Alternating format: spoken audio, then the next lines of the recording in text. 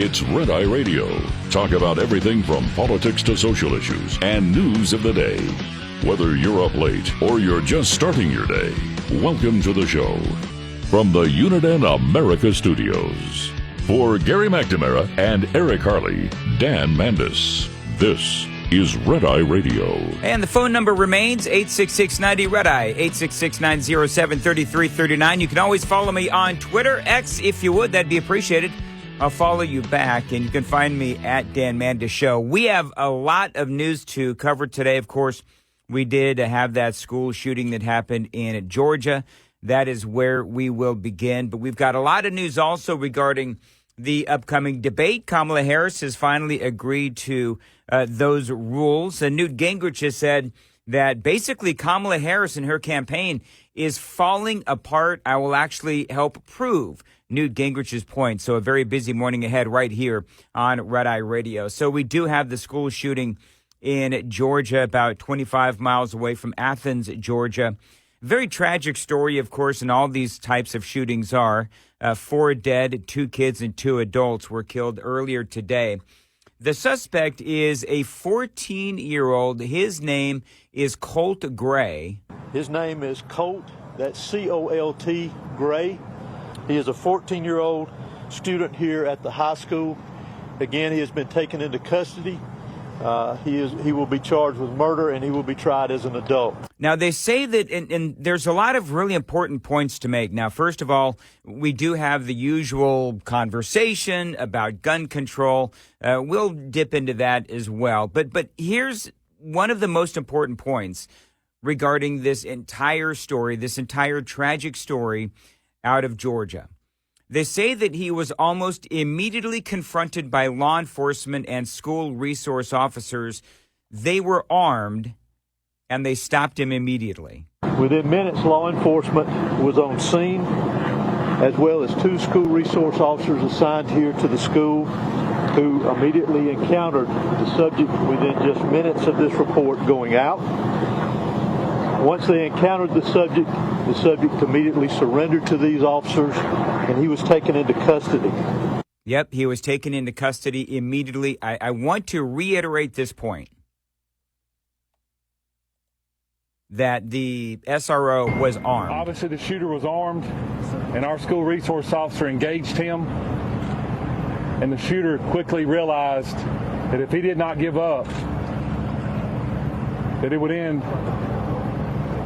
with an OIS, or an officer-involved shooting. He gave up, got on the ground, and the deputy took him into custody. All right, so again, I can't reiterate that point enough. And the reason why that is so important is because Kamala Harris, way back when, said this about armed SROs. Demilitarizing our schools and taking police officers out of schools. Okay, so we have a situation in Georgia, and I'm sorry, but I have to politicize this situation because we do have an election coming up. And no doubt, if Kamala Harris gets into office and if she ultimately, one way or another, was able to force school districts to not have armed SROs, then this situation in Georgia, it would have been a lot worse. If Kamala Harris had her way. If Kamala Harris had her way and she was able to, air quoting here, demilitarize our schools. Demilitarizing our schools and taking police officers out of schools. Then that armed SRO would not have been there to save all those lives. As this 14-year-old walked into this school. And so I know that it seems very unseemly. It seems very unseemly to get on the radio on a day where we've had this very tragic shooting in Georgia, a couple of kids killed, a couple of adults killed as well. And I know that there's going to be, hue and cry from some of the folks that are listening, and you're going to say, oh, no, you're politicizing a tragic event. I'm not politicizing it. I'm warning you that this could have been a lot worse. Gets her way. Demilitarizing our schools and taking police officers out of schools. The next one will be a lot worse. And so I tweeted this out. You can follow me again on X at Dan Mandis Show. And I want to just reiterate the point that this is a situation where we are in an election where, I mean, you could say, if I wanted to be dramatic here, you could say that lives are literally at stake. Because conservatives understand the dangers that loom in our society. Conservatives understand that for our students and our sons and our daughters to feel safe in school, one of the things that you need to do, one of many things that you need to do, is have armed security, is to have armed SROs. Now, the left will tell you, oh, you're militarizing our schools, and our children are going to be scared because they're going to be in the midst of all of these people with guns. Yeah, but the people with guns that are law enforcement, they're actually to protect those students from people like this 14-year-old Colt Gray who killed 4 people in Georgia. So, yeah, I could very easily make the argument that lives are at stake. Now, I do understand you've got state law, you've got local law, you've got school districts and their policies. But if Kamala Harris gets her way, then those armed SROs will not be there anymore to save kids from the next school shooter. So this is really important. This student was inside the classroom. I want you to listen to this student. This is an incredible story. I started running. He started shooting like 10 times. He shot at least 10 times. And then I ran to the back of the classroom. I dived behind the desk, and my teacher had got in front of me like he was guarding. But like the gunshots were so close to me, like my ears started ringing real bad. Like the whole classroom was smoking. I also want to reiterate this one part. And my teacher had got in front of me like he was guarding. So you heard that. The teacher was guarding the students.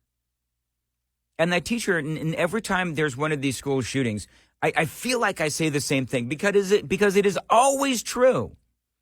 That teacher had to feel helpless, trying to save and protect those students and trying to block the bullets, trying to keep the school shooter away from the kids. And it's tragic. And that comment is why I feel so passionately that teachers should be allowed to carry in schools with the proper training if they so choose.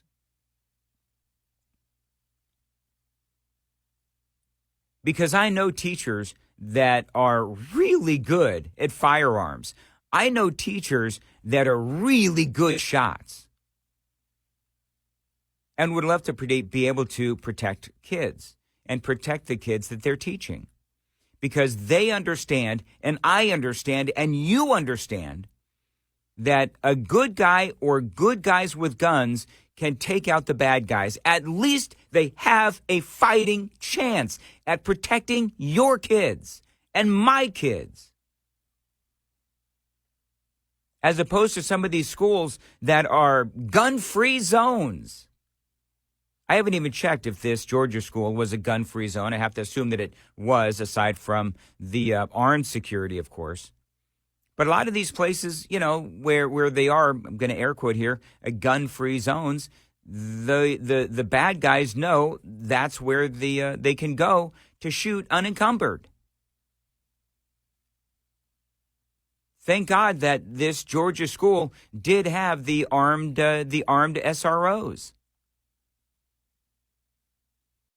Student talking about what happened in her school.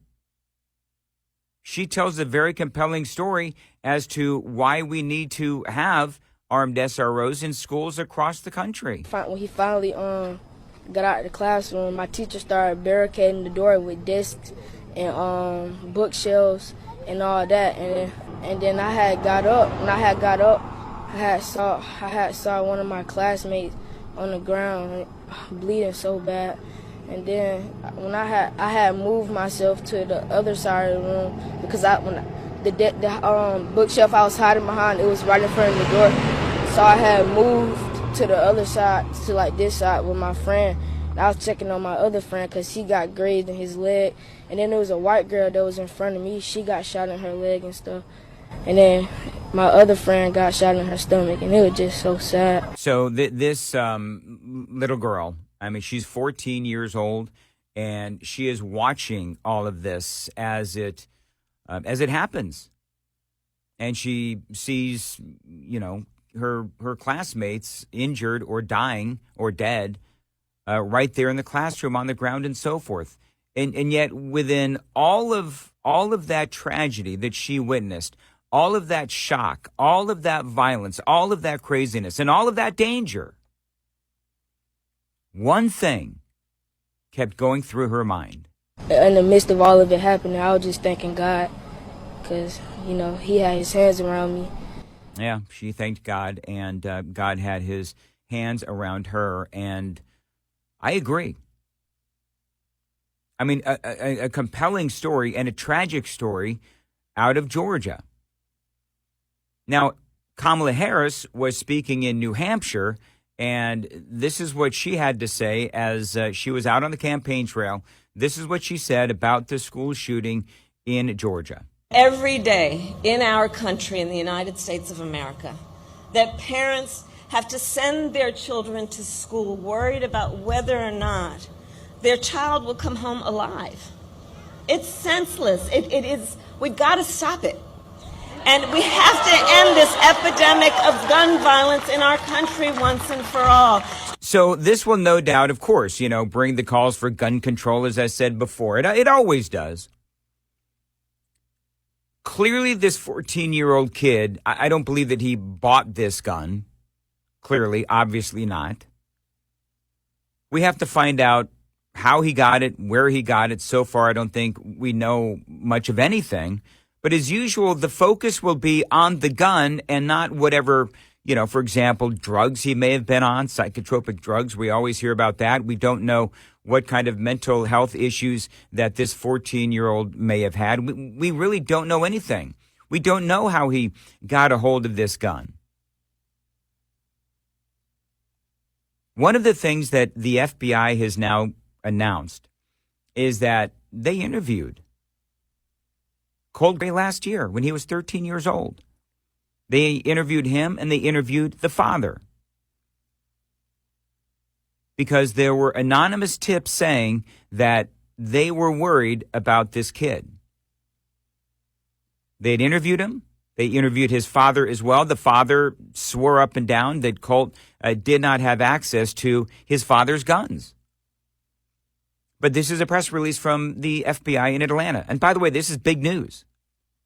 The reason why it's big news is because here we have a situation where this kid, was on the FBI's radar. FBI Atlanta responded earlier today in a press release to Appalachia High School following reports of the active shooter. Throughout the day, FBI personnel have been coordinating with and supporting local and state law enforcement. The FBI will dedicate all available resources as requested to seek justice and bring closure for the victims and their families. Then they say this. In May of 2023, the FBI's National Threat Operations Center received several anonymous tips about online threats to commit a school shooting at an unidentified location and time. The online threats contained photographs of guns. Within 24 hours, the FBI determined the online post originated in Georgia, and the FBI's Atlanta field office referred the information to the Jackson County Sheriff's Office for action. The Jackson County Sheriff's Office located a possible subject, a 13-year-old male, and interviewed him and his father. The father stated that he had hunting guns in the house, but the subject did not have unsupervised access to those guns. The subject denied making the threats online. Jackson County alerted local schools for continued monitoring of the subject. At that time, there was no probable cause for arrest or to take any additional law enforcement action on the local, state, or federal levels. Well, that 13-year-old at that time apparently was Colt Gray. So, yeah, Colt was being monitored by the FBI, or at the very least, he was He was someone that the FBI knew about. The FBI told the local school district and the schools to keep an eye out for this kid or keep an eye on this kid. And then we have what happened today, where he was able to get hold of these guns or this gun, and he did what he did. Now, I have no idea what motivated this kid or what happened, but I have noticed a few things about our society here in the last many years. There's more bullying. There's more social media. There's less parental attention. There's more psychotropic drugs. Some will say violent video games. I don't buy that one. But there's a lot of things that are going on. And we don't know what happened in this particular case. I'm sure that it'll all come out here in the next couple of days. But thankfully, if there's any good news from this story, it is that there were good guys with guns that put a stop to this reasonably quickly. Sadly and tragically, not before 2 kids and 2 adults were killed. But thank the Lord that SRO was armed. Obviously, the shooter was armed, and our school resource officer engaged him. And the shooter quickly realized that if he did not give up, that it would end with an OIS, or an officer-involved shooting. He gave up, got on the ground, and the deputy took him into custody. And remember, there's only one candidate out there running for president that wants those armed SROs that saved so many lives today. There's only one candidate that wants them gone. Demilitarizing our schools and taking police officers out of schools.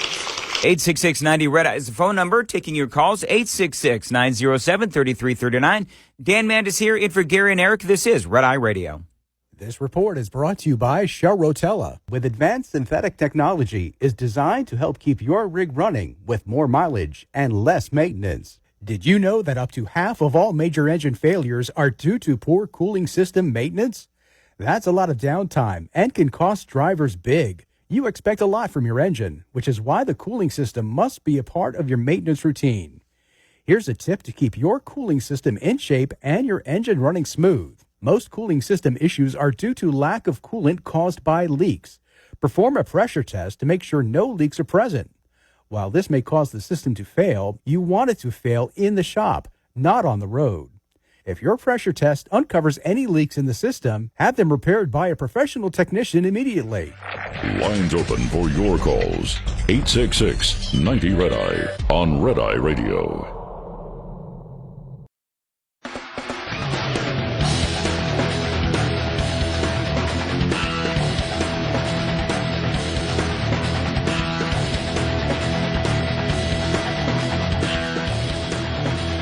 Red Eye Radio, 866-90-RED-EYE. Dan Mandis here in for Gary and Eric. They do return next Sunday night, Monday morning. This is Cringe Jean-Pierre. We continue to call on Congress to do something. We need universal background checks. We need ban assault weapons and high-capacity magazines. Require safe storage of firearms. Invest in violence prevention programs and pass a national red flag law. Enough is enough. And I cannot say this enough, which is enough is enough. We cannot allow this to happen in our communities. So that is Corinne Jean-Pierre with the Biden administration, obviously. And it's funny because they're having all kinds of fun with those comments on social media. Many pointing out they will not be lectured by those who arm terrorists with actual military weapons. And they are tagging this story. The U.S. left billions of dollars worth of weapons in Afghanistan. There's a lot more to talk about with this story. And what did Donald Trump say about all this? It's all straight ahead on Red Eye Radio.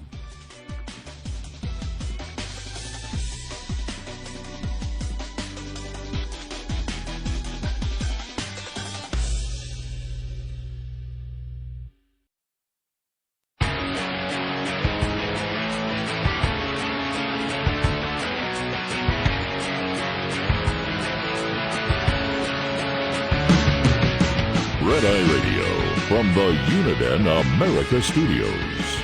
Now, for Gary McNamara and Eric Harley, here is Dan Mandis. 866-90 Red Eye is the phone number, 866-907-3339. Help out the host and follow me on X at Dan Mandis Show, and I will follow you back. If you listen to the entire broadcast tonight, you are going to get really tired of hearing this audio bite that I'm going to keep playing. And the reason why I'm going to keep playing it is because it has never been so important and never so relevant as tonight, after this school shooting in Georgia. Demilitarizing our schools and taking police officers out of schools. And again, well, it was those militarized, I'm going to air quote this, it was those militarized SROs armed that stopped more lives from being taken. 14-year-old Colt Gray, by the way, I looked it up. There's 3 districts in Georgia where teachers are allowed to carry. In this school, teachers are not allowed to carry. And I do believe, and, you know, folks who know me from my hosting in Nashville, Tennessee, as I fill in for Gary and Eric, I do host a morning show in Nashville on Super Talk 99.7 WTN. And folks who listen to me there on the morning show know that I am a strong advocate for teachers being allowed to carry in classrooms if they go through the training and if it's something they want to do. This is Doug in Franklin, Tennessee, as a matter of fact. Hey, Doug, thanks for calling in. I'm just responding to what your topic has been on safety in the schools and the concern that parents have about their kids being safe away from home. I used to be, I'm retired now, but I was a physician, worked a lot of the emergency rooms, and the ones I worked in were the busiest in the whole country, in the largest cities. And I would talk to criminals who realized that if they talked to me about what they did, it could not go into court because it would be a violation of the doctor-patient, relationship. Well, while he talked about, they would ask me things and I would ask them things, and we'd talk because I'd have to hold pressure on a wound after I'd done a procedure. And I asked them, in your line of work, they were very open because a lot of them came out of jail wards, what is the thing you're most afraid of, and your compadres as well? He said, the biggest red flag to us is an armed citizen. So why should I break in somewhere where I know the person's going to resist and he's very well equipped to do so? That's just like nature. There are predators and there are prey. When I see someone who is obviously unarmed, that's where I want to work. If I know the guy's got a gun, I'm not going in there. Why should I go in there and get myself shot? And he said, contrary to a lot of popular opinion, a lot of these people who aren't trained military or police have been raised in situations where they've had firearms around all of their lives, and they're better shots than a lot of the cops are. Oh, yeah. You don't hear about it, but if you look at the stats, the number of times in a year very dangerous and felonious behavior is stopped by a good guy with a gun, it is overwhelming. And I'll tell you, if I had a knowledge that my school teachers were armed, you can't be with kids as much time as they are, as long as they are. Most of them are with your kid more hours in a week than you are. That's their job, and they can't help it get emotionally involved with those kids. You don't think they'd protect those kids? You bet they would. But well, we have seen. Well, hold on, hey, Doug, let me just say this, then I'll let you continue. But, I've been doing this for a lot of years, and so I've covered a lot of school shootings. And so I think one of the things that you always read about during these horrific episodes, these tragic episodes, is teachers trying to protect the students, but they're defenseless. And so what I just don't understand is you have all these people that are hand-wringing over the notion of well-armed, well-trained teachers being able to protect those students. And, they pearl clutch every time you bring up that subject. And the liberals, the Democrats, they can't have that. They don't want that because they are so focused on the gun and not necessarily the wider, larger, bigger concept of Americans being able to defend themselves and the ones that they love. Go ahead, Doug. Well, the other thing that is interesting, a lot of people thought I was a wild-eyed conservative and very, very strong on the Second Amendment. So a lot of people would talk to me about it in the emergency room and talk to me about what happened to them. And the very point at which, and this has happened to me half a dozen times, I've been in circumstances, because I like to hunt a lot, where I looked like I was prey. I was by myself. It was in an isolated place far away, and car would stop. Several guys would get out.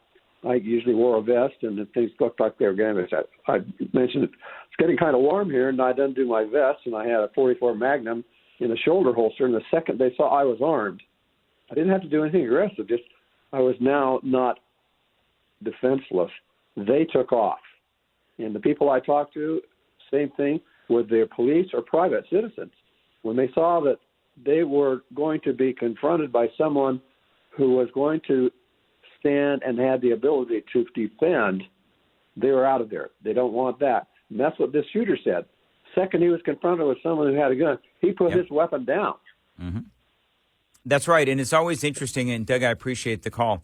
I'm always fascinated by situations like this where the shooter is confronted by another person with a gun and they just automatically give up. This 14-year-old Colt Gray out of Georgia, the one who shot 4 people. Well, she shot a lot more than 4, but he killed 2 kids and 2 adults. And I think I saw 9 or so were injured as well. I think 9 went to the hospital, perhaps many more injured. But, you know, when you look at the story of school shootings across the country, there's always these, you know, grandiose calls for gun control and all that. And I'm just telling you that in America, we have the Second Amendment that is built into our Constitution. But even if you put that aside, and I'm not suggesting we put that aside, but you think about common sense.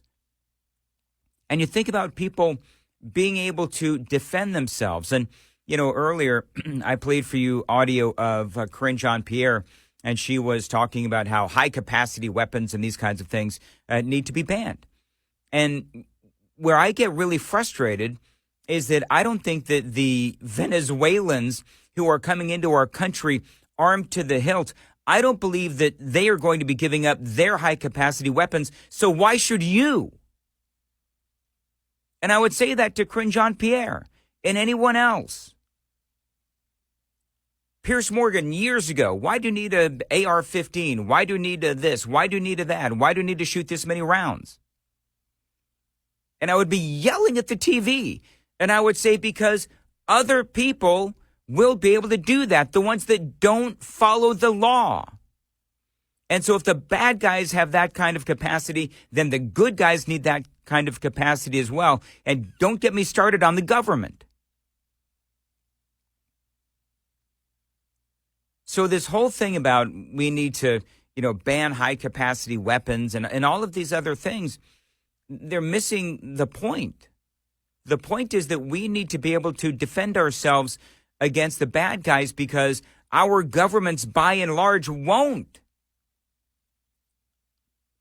The Democrat Party, I love this. Kamala Harris is out there saying that we need to take the military out of the schools. In other words, armed SROs, right? So we need to demilitarize our schools. We need to defund the police. And so what choice do Americans have but to be able to defend ourselves because they're doing everything they can to drive away law enforcement? It is that kind of an attitude. Kamala Harris, it is that kind of an attitude where she's talking about how we need to demilitarize our schools. She supports defunding the police. She's on record as saying that. And so who's going to be left to protect you, your family, and your kids? That video of those Venezuelans in that apartment complex in Aurora, they had high-capacity weapons. MS-13. You know, they have machetes, but they also have high-capacity weapons. And so I love this. Kamala Harris and Joe Biden and the Democrat Party by and large, what do they support?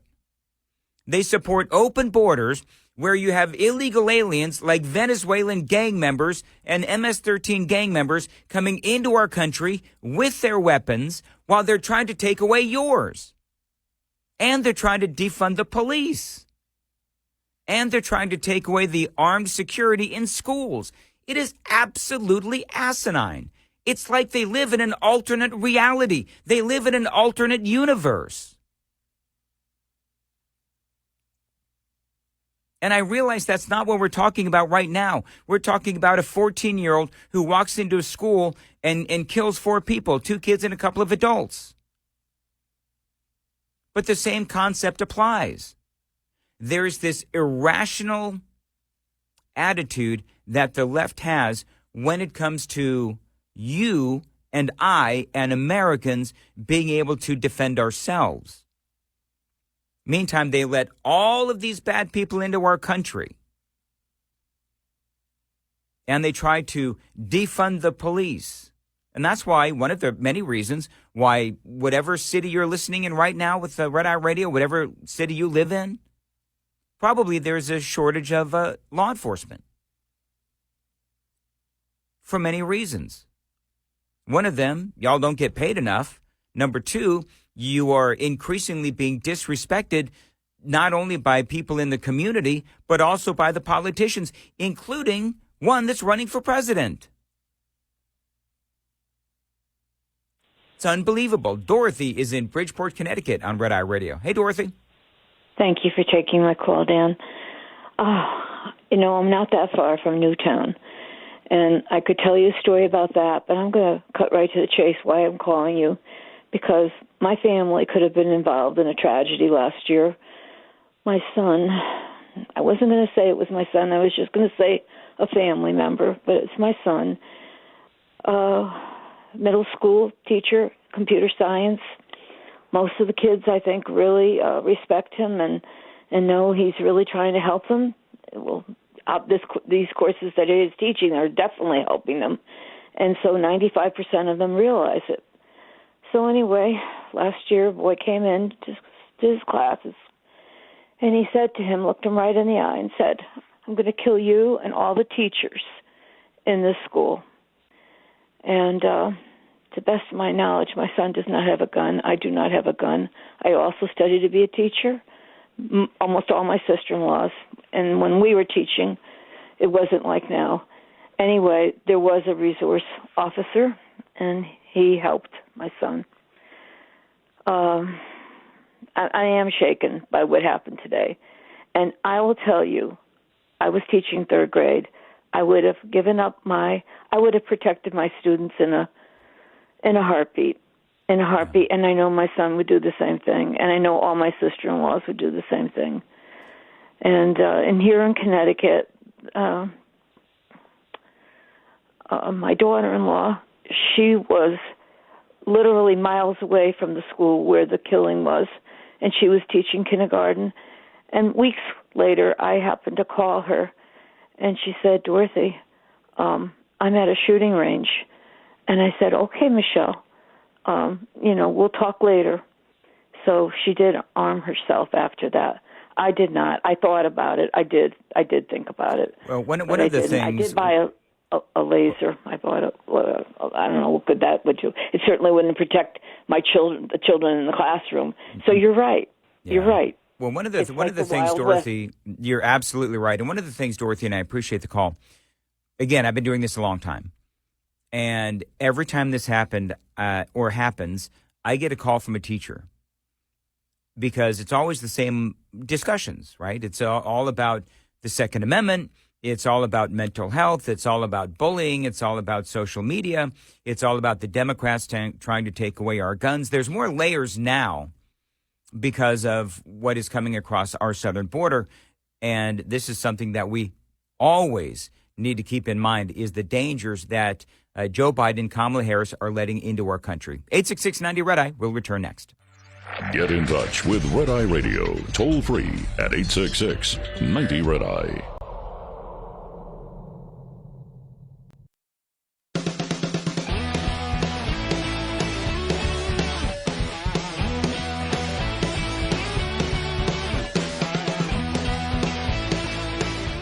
It's Red Eye Radio, 866-90-RED-EYE is the phone number, 866-907-3339. My name is Dan Mandis, in for Eric and Gary. They return next Sunday night, Monday morning. Okay, so coming up after the news, I've got all kinds of great audio from Donald Trump. There was that town hall with Sean Hannity. And the former president, I will tell you, was in rare form, and he did something that Kamala Harris simply can't, and that is answer questions and talk about policy. I've got some great audio coming up. Stay close. It's Red Eye Radio.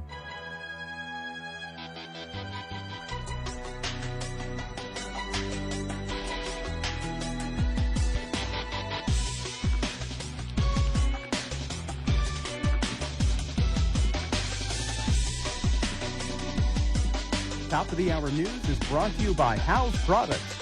Visit houseproducts.com. This is Red Eye Radio on Westwood One.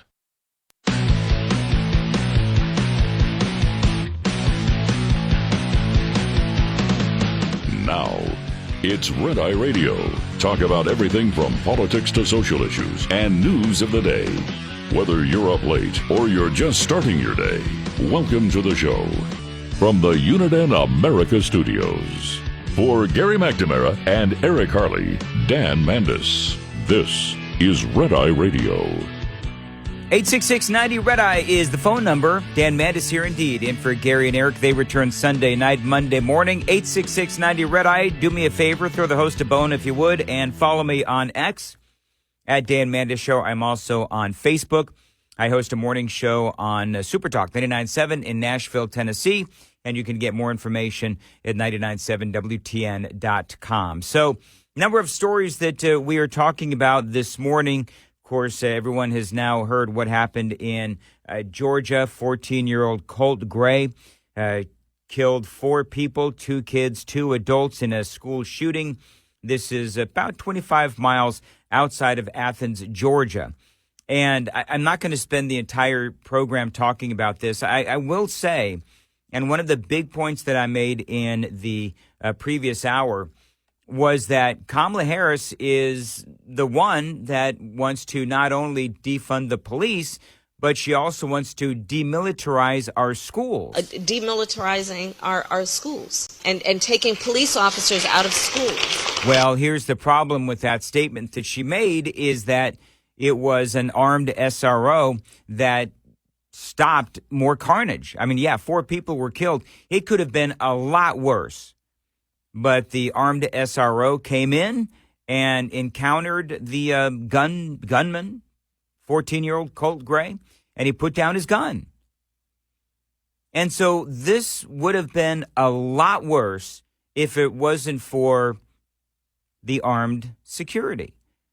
And so if Kamala Harris has her way, there's not going to be armed security in these schools to stop these school shootings. And if you listened in the first hour, you also know that the FBI, the gunman here, this Colt Gray, this 14-year-old teenager, they interviewed he and his father last year. He was on their radar. And they said, you know what, there's not enough here to make any arrests. There's nothing here to, charge him with. So he told the local school districts, to just watch this kid. And that was last year. And so the FBI, this guy was on their monitor. He told the local districts to watch him. So he was on the monitor of the local school districts as well. But obviously, we all know what happened. And so now the FBI is going to have to go back and they're going to have to look at their notes and they're going to talk to the people who interviewed Colt Gray and his father, and figure out where they went wrong. And I'm here to tell you, it is always so easy to play Monday morning quarterback. And I do understand that. But you know where this is going because you listen to talk radio and you listen to Red Eye Radio and you know exactly where this is going to go. It's going to go to gun control. It's going to go to, the gun. It's all about the guns. We got to get rid of the guns. We got to disarm America, so on and so forth. And you and I know differently. You and I know that the Democrats want to disarm you while letting armed felons into our country, while they want to defund the police. So they want to take away the protection, and they want to take away your guns, yet they have really no interest in stopping people with those guns from coming into our country and using them on you. Now, I don't know, and we don't know what motivated what happened in Atlanta, or I should say in Georgia. But as I said in the previous hour, what do we know about society today? Donald Trump, by the way, calling society a sick society. And in a way, we are. Not all of us are sick. Most of you folks understand exactly what's going on. But we do know that there's more bullying. Way too much time spent on social media where a lot of that bullying takes place. There's less parental attention. That is a big part of the conversation. We know about the psychotropic drugs. Some will say violent video games, as I've said many times. If you listen to me in Nashville, you know that I don't necessarily buy that one because there's millions of kids out there that play video games and they're not inspired to do what some of these video gamers do ultimately.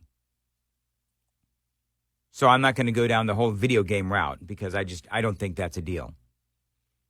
But that is something that obviously America is not only talking about this morning, but this is going to be a conversation for the next several days, weeks, and months. And I'm all for arming teachers.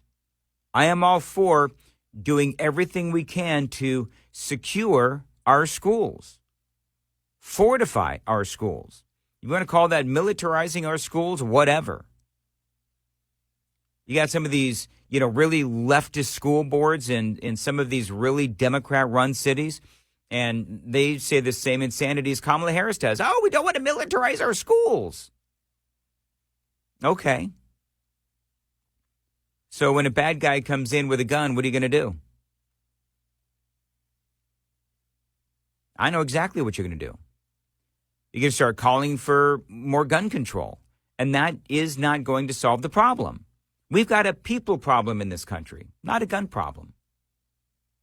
By the way, a couple of other stories, and by the way, 866-90-RED-EYE, if you want to chime in on this. I will get your calls in a second, but I want to get to some other stories. The big debate is on. September 10th, you've got Kamala Harris. She has now finally agreed to the rules. This is a Donald Trump. Gotta love this. He was talking to Sean Hannity, and he was talking about ABC. They are the most dishonest network, the meanest, the nastiest, but that was what I was presented with. I was presented with ABC, George Slopadopoulos. You know who he is? And he's a nasty guy. And yet, he's a nasty guy. I've had him up to here. But let me tell you. By the way, when he said I've had him up to here, he kind of went to his chest level, making a comment that old George is rather short. Let me tell you, he's a very, very bad kind of a guy. But I watched his interview of Joe Biden. It was like the softest interview I've ever seen. It was softer than the CNN interview of Kamala. So speaking of Kamala, she has now accepted the rules. Here are the rules. And I do believe that these will favor Donald Trump. No opening statements, no topics shared in advance. Somebody might want to let Donna Brazile know that. No topics shared in advance. Candidates will be given a pen and a piece of paper or pad of paper. Candidates' microphones, and this was the big point of contention.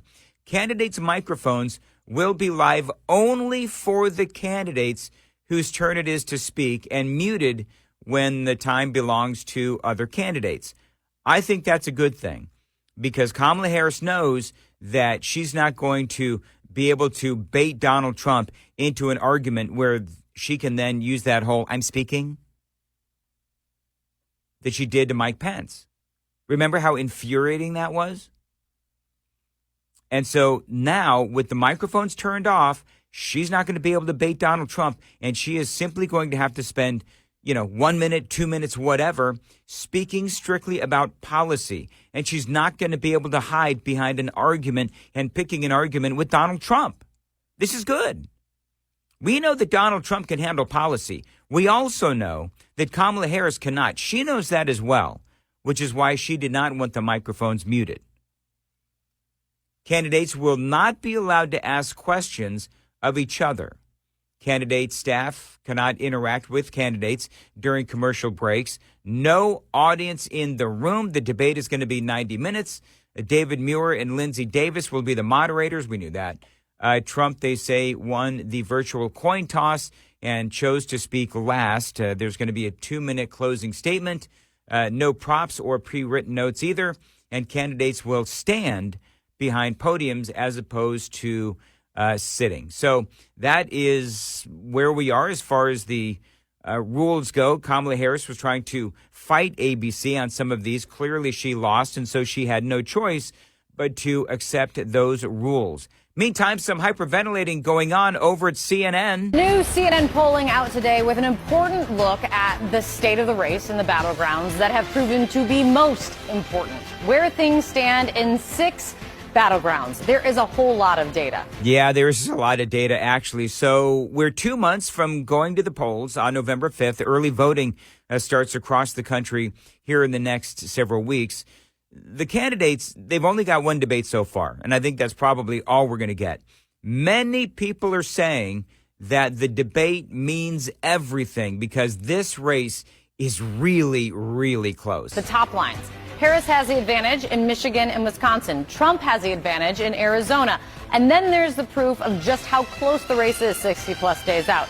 They're essentially tied in the key battlegrounds, Nevada, Georgia, and Pennsylvania. All right, so here's where the numbers are in the battleground states, and that from CNN. And this was, by the way, a CNN poll. Wisconsin, Harris is at 50%, Donald Trump at 44%. Michigan, Harris at 48%, Trump at 43%. Georgia, Harris at 48%, Donald Trump at 47%. That is within the margin of error.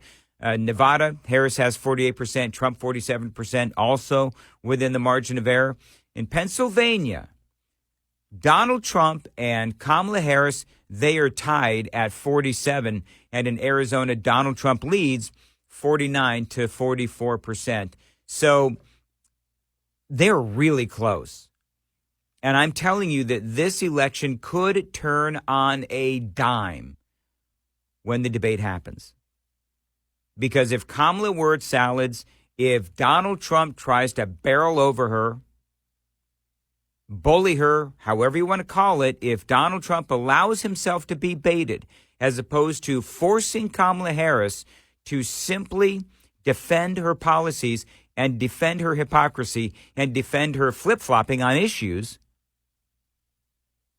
then the debate could, again, turn this election. Donald Trump needs to stay on message. He needs to ensure that he is not baited into an argument with Kamala Harris, and he's got to allow her to word salad, which is what we know that she has a tendency to do. So there's a lot to talk about. And by the way, there's also polling out there that is contradictory to what CNN has announced earlier today or yesterday on Wednesday. So this is something that for Kamala Harris and for Donald Trump, they do know the importance of this debate. 866-90-RED-EYE is the phone number, 866-907-3339. This is Zane calling from Missouri. And Zane, you're on Red Eye Radio. Thanks for calling in. Well, hello. Good evening. Back when Sandy Hook happened, I gave a lot of thought to, okay, what kind of solutions can we come up with? I came up with the same solution you did, which is arm the teachers. But I looked into that quite a bit and found out that there is actually a school resource association that gives training to school resource officers, because being a resource officer in a school a little bit different than trying to be a cop in the hood, because of children and all that. So what I came up with was I think that they should, first of all, have psychological evaluation probably similar to what a police officer would have. Make sure they're not a nut with a gun.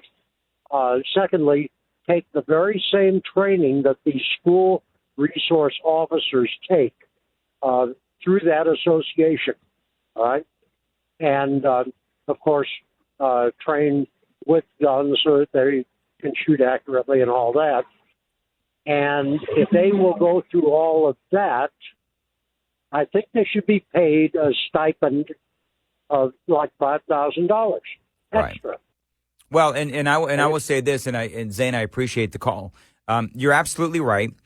And in states across the country, that is exactly the protocol. You're very smart, Zane. You're right. You need a teacher that's willing to do it, that wants to do it. And more than likely, this teacher is probably already going to be someone who is familiar with firearms, maybe former military, maybe just likes to go to the range, whatever. But they do need to take some sort of a psychological test or a psychological exam. They do need to do that. And you're right. Guarding a bunch of little kids at a school is far different than guarding or patrolling a neighborhood, as you said, in the hood or wherever it is. It is, simply put, a different dynamic. And yeah, obviously, I think that they do need to be paid. Whether we're talking about SROs, which they are paid, or whether we're talking about teachers. But the teacher does need to have very, very specialized training that does need to be updated. 866-90-RED-EYE is the phone number. Follow me on X, if you would, at Dan Mandis Show. 866-90-RED-EYE. Brought to you by FPPF, Fuel Power Max. Surviving and thriving as an owner-operator has just as much to do with managing costs as it does with generating revenue. Like the chief financial officer of any company, you have to be concerned about rising costs, especially without increases in revenue. Trying to reduce costs, let alone make sense of them, can be a complicated task. Understanding basic principles of operating costs can save you thousands of dollars a year. A penny saved could be $1,000 earned. Saving just 1 penny per mile over 100,000 miles driven annually will deliver $1,000 to the bottom line at the end of the year. Owner-Operator Business 101 is provided by Overdrive's Partners in Business program. Go to overdriveonline.com to the Partners in Business section of the website for more details on this and many other topics. Brought to you by Shell Rotella, with advanced synthetic technology is designed to help keep your rig running with more mileage and less maintenance. Lines open for your calls. 866-90-RED-EYE on Red Eye Radio.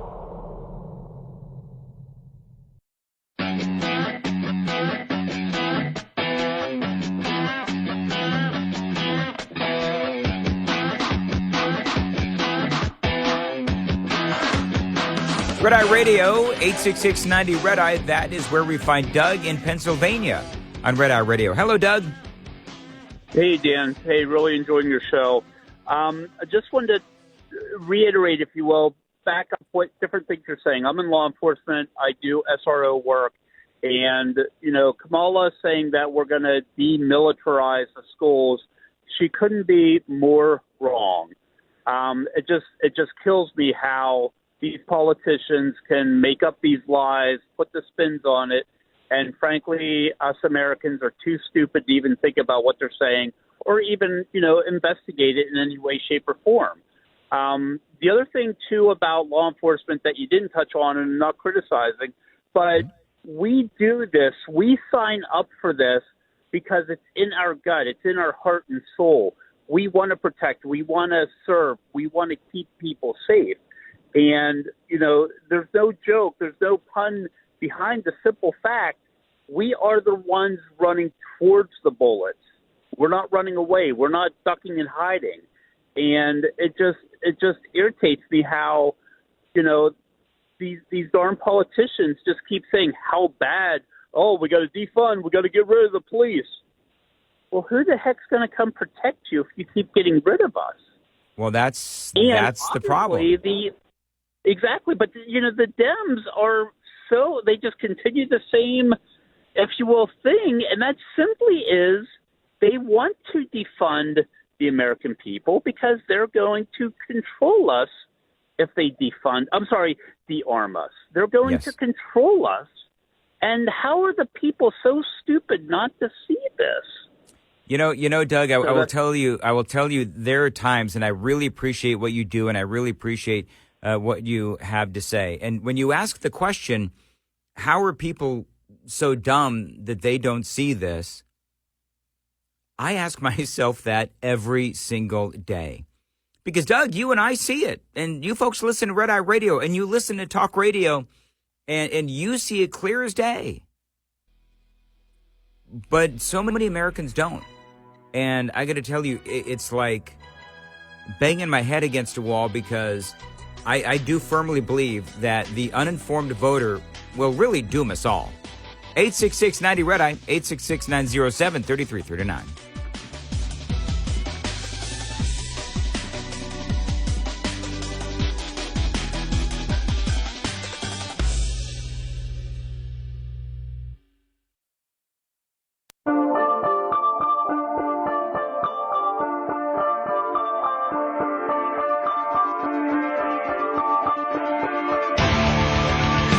Red Eye Radio from the Uniden America Studios.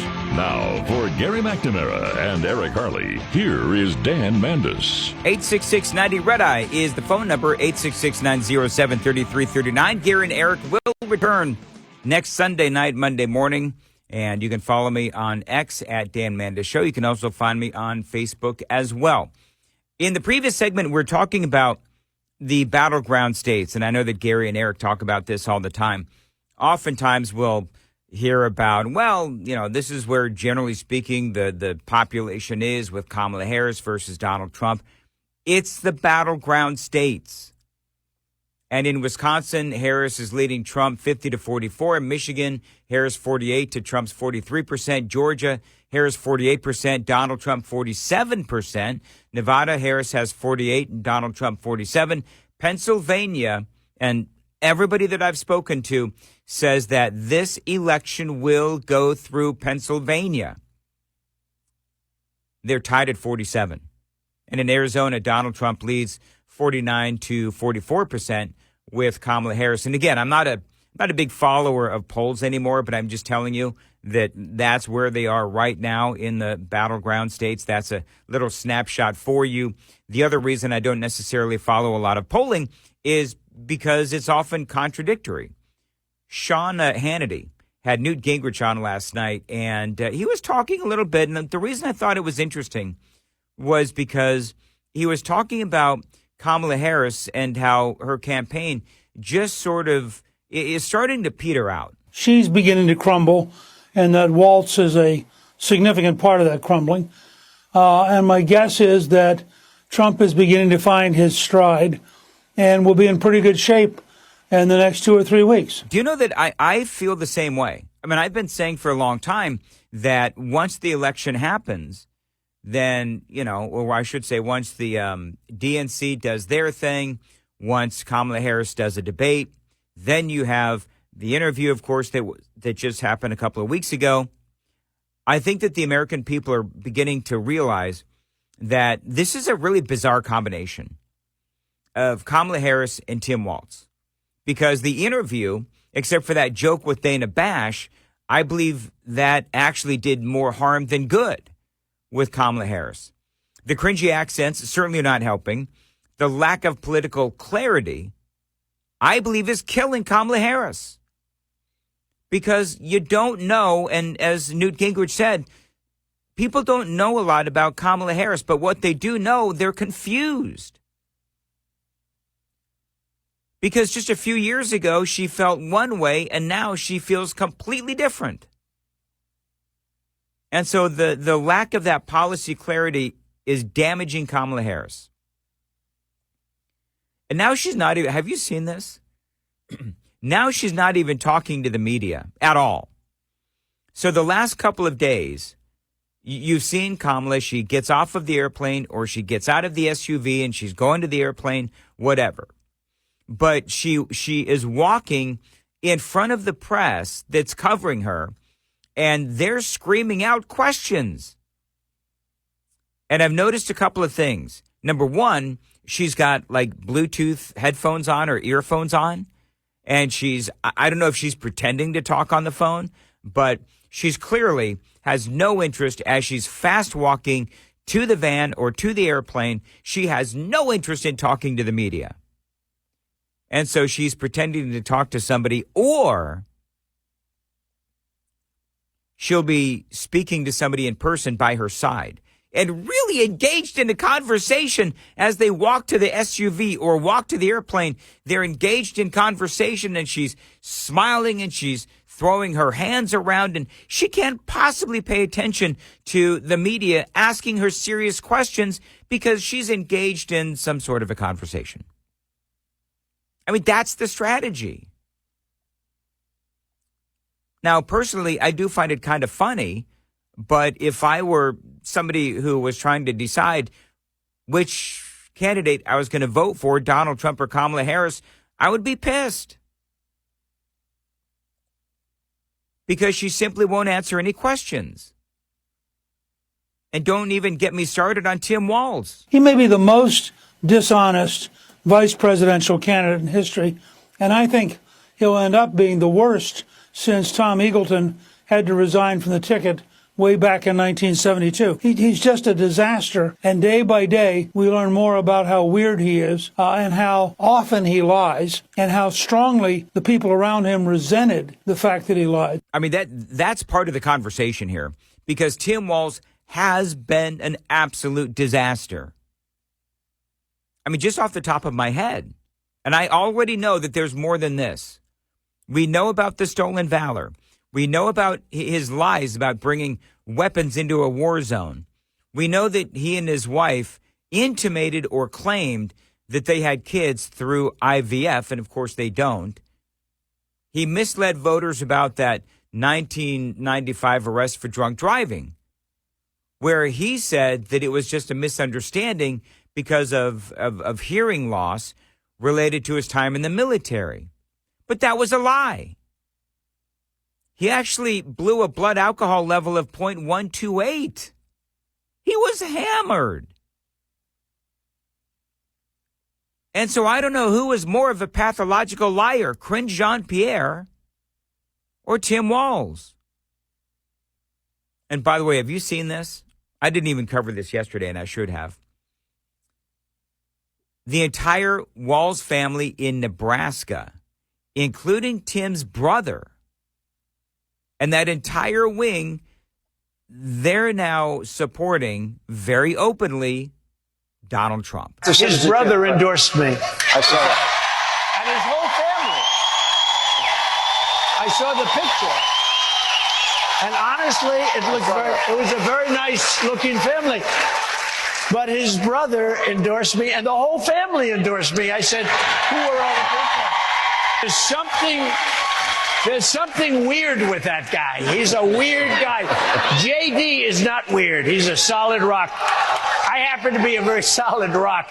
We're not weird. We're other things, perhaps, but we're not weird. And see, that's the funny thing, isn't it? The funny thing is that you had Walz and Kamala Harris trying to call J.D. Vance and Donald Trump weird, yet it's J.D. Vance that has all this stuff that I just mentioned. Kamala Harris is out there breaking into weird accents everywhere she goes. So I don't know who is weirder, Kamala Harris or J.D. Vance, or Kamala Harris or Tim Walz, but they are both weird. And so now Donald Trump, and you can see the photos on the Dan Mandis Show X page. You can follow me there. You've got Donald Trump, and he's posing with the family of Tim Walz. I mean, it's the funniest thing. You want to talk about trolling. That, my friends, is major league trolling. Donald Trump going out to pose with the Walz family in Nebraska as they come out. And by the way, they didn't, the Trump campaign, they didn't go to the Walz family and say, who do you support? Tim Walz's brother actually sent out a tweet and basically said, I don't have it in front of me, but he basically said that he is opposed to everything that his brother stands for. And then he said, oh, the stories I could tell. And so Trump, again, major league trolling, goes all the way to Nebraska and takes some great photos with the family. So I thought that it was a great town hall last night with Sean Hannity. It was incredibly raucous. He, again, was on with Sean Hannity. It's still about the forgotten man and the forgotten woman. Yeah, he was talking about what is this election really about heading into November? What is it really about? There's a lot of politics that are getting thrown around, but what is this election really about? Still about the forgotten man and the forgotten woman. The people are being treated horribly in this country. We're a country that's being laughed at all over the world. And I'll be honest, if Joe Biden would be a great president, I would be happier because I want to see what's good for the country. And I would have been very happy. I have very nice places I could be. Oh, yeah. This is not easy. I got shot at. You know, I mean, I got hit. But you know what? It's very simple, and it starts with make America great again. That's what we have to do. And, you know, I do believe that people have been forgotten. You know, in the previous segment, I was talking to I think he was a former police officer, but he was talking about how he gets frustrated just like I do and just like a lot of you folks do, because you do have Donald Trump talking about the forgotten person, the forgotten American, the forgotten man, the forgotten woman. And he's right. Because we have roughly half of the American population that are for Kamala Harris and for a political candidate, a presidential candidate that really can't even talk in any way, shape, or form about the policies that she stands for. And so, yeah, people are feeling forgotten. Because I agree, the uninformed, I think I said this going into the last break, the uninformed, they are going to doom us all. We had the DNC a few weeks ago, and all you had was these rich celebrities telling you that you should vote for Kamala Harris because, well, you know. Let us choose joy. Because of joy, because Kamala Harris is all about joy. You got Oprah Winfrey and all of these other folks saying, oh, a vote for Kamala is a vote for joy. Really? But for Americans, nobody can really tell us what that really means. What does it mean when Oprah Winfrey is out there and some of these other folks like Bill Clinton and other actors and actresses are telling us a vote for Kamala Harris is a vote for joy? You know what I remember? I remember when I had a lot of joy when I was paying a heck of a lot less for groceries and gas. When my credit card bill, the interest on that credit card bill was a lot lower. When gas prices were a lot lower. Joy is having free speech even on the socials. Joy is not watching our communities drown in violent, illegal immigration and violence. Joy is not having your government force you to do things you don't want to do, like getting a vaccine or you're going to lose your job. I mean, that's what joy is. What Kamala Harris and Tim Walz represent is actually the furthest thing from joy. Oh, there's a lot more. Donald Trump, I got to tell you, he was on fire last night. I'll continue to play audio throughout the evening here on Red Eye Radio. 866-90 Red Eye is the phone number. And Jason is in Oregon on Red Eye Radio. Jason, thanks for calling in. Jason, go ahead. Yeah, thanks for taking my call, Dan. I wanted to chime in on this incident that happened in Georgia, where a 14-year-old boy decided to take a firearm and shoot up a school. Yeah. Now, when I was that age, I had a father who not only wanted me to know about guns, but he also wanted me to know that that sort of thing was not tolerated. My dad served in the United States Army from 1956 to 1960, and he was an expert marksman in the military. He taught me everything that I know today about firearms, and I am a pro-Second Amendment person all the way. But this sort of thing would not have been tolerated by my dad at all. I would have paid the price dearly for even merely thinking of taking a firearm to school and threatening anyone. Well, the crazy thing is, and Jason, I appreciate the call.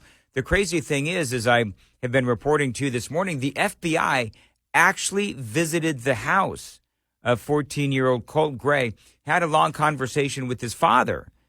And the father assured, and we don't know where he got this gun, but the father assured the FBI, the visiting agents, that Colt did not have access to those, or I'm assuming any other firearms. Obviously, something changed. Dan Mandis, this is Red Eye Radio.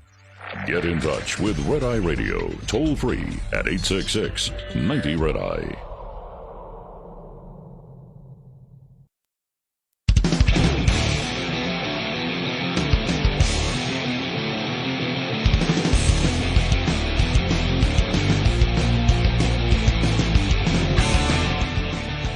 $866-90-RED-EYE is the phone number, 866-907-3339. All right, coming up, some more great audio from Donald Trump in the town hall that he had with Sean Hannity on Fox News.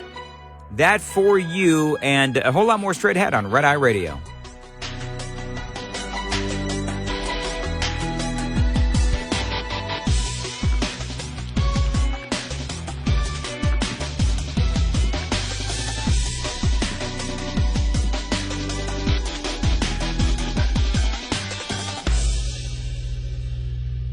This is Red Eye Radio on Westwood One.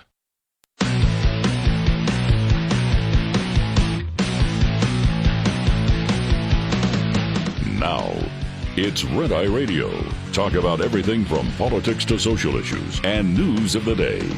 Whether you're up late or you're just starting your day, welcome to the show. From the Uniden America Studios. For Gary McNamara and Eric Harley, Dan Mandis, this is Red Eye Radio. The phone number, 866-90-RED-EYE, 866-907-3339, in for Gary and Eric. They return next Sunday night, Monday morning. You can follow me on X at Dan Mandis Show. There is a headline, and I'm just going to tell you, the Daily Mail has just posted this related to, of course, the school shooting in Georgia, 14-year-old Colt Gray, Appalachian High School, and we've got, if you know, 4 dead, 2 kids and 2 adults. Horrible situation. It is about 25 miles outside of Athens. Now, they just posted this story. Appalachian High School shooting suspect Colt Gray's furious family issues chilling threat after the 14-year-old is charged as an adult, which, by the way, I agree with. The family of Georgia school shooter Colt Gray threatened to go full throttle after the 14-year-old was charged as an adult for murdering 4 people on Wednesday. Gray's relatives leapt to his defense within hours of him opening fire on Appalachian High School, where he allegedly killed 4 people and injured 9 others. The teenager's Aunt Annie, believe it or not, Annie Brown, taking to Facebook during the aftermath, bringing up the issues he dealt with and saying she will take care of my nephew and what he needs on his side. She says, just check yourself before you speak about a child that never asked to deal with the BS he saw on a daily basis, she said in the posts, which, by the way, have now been deleted.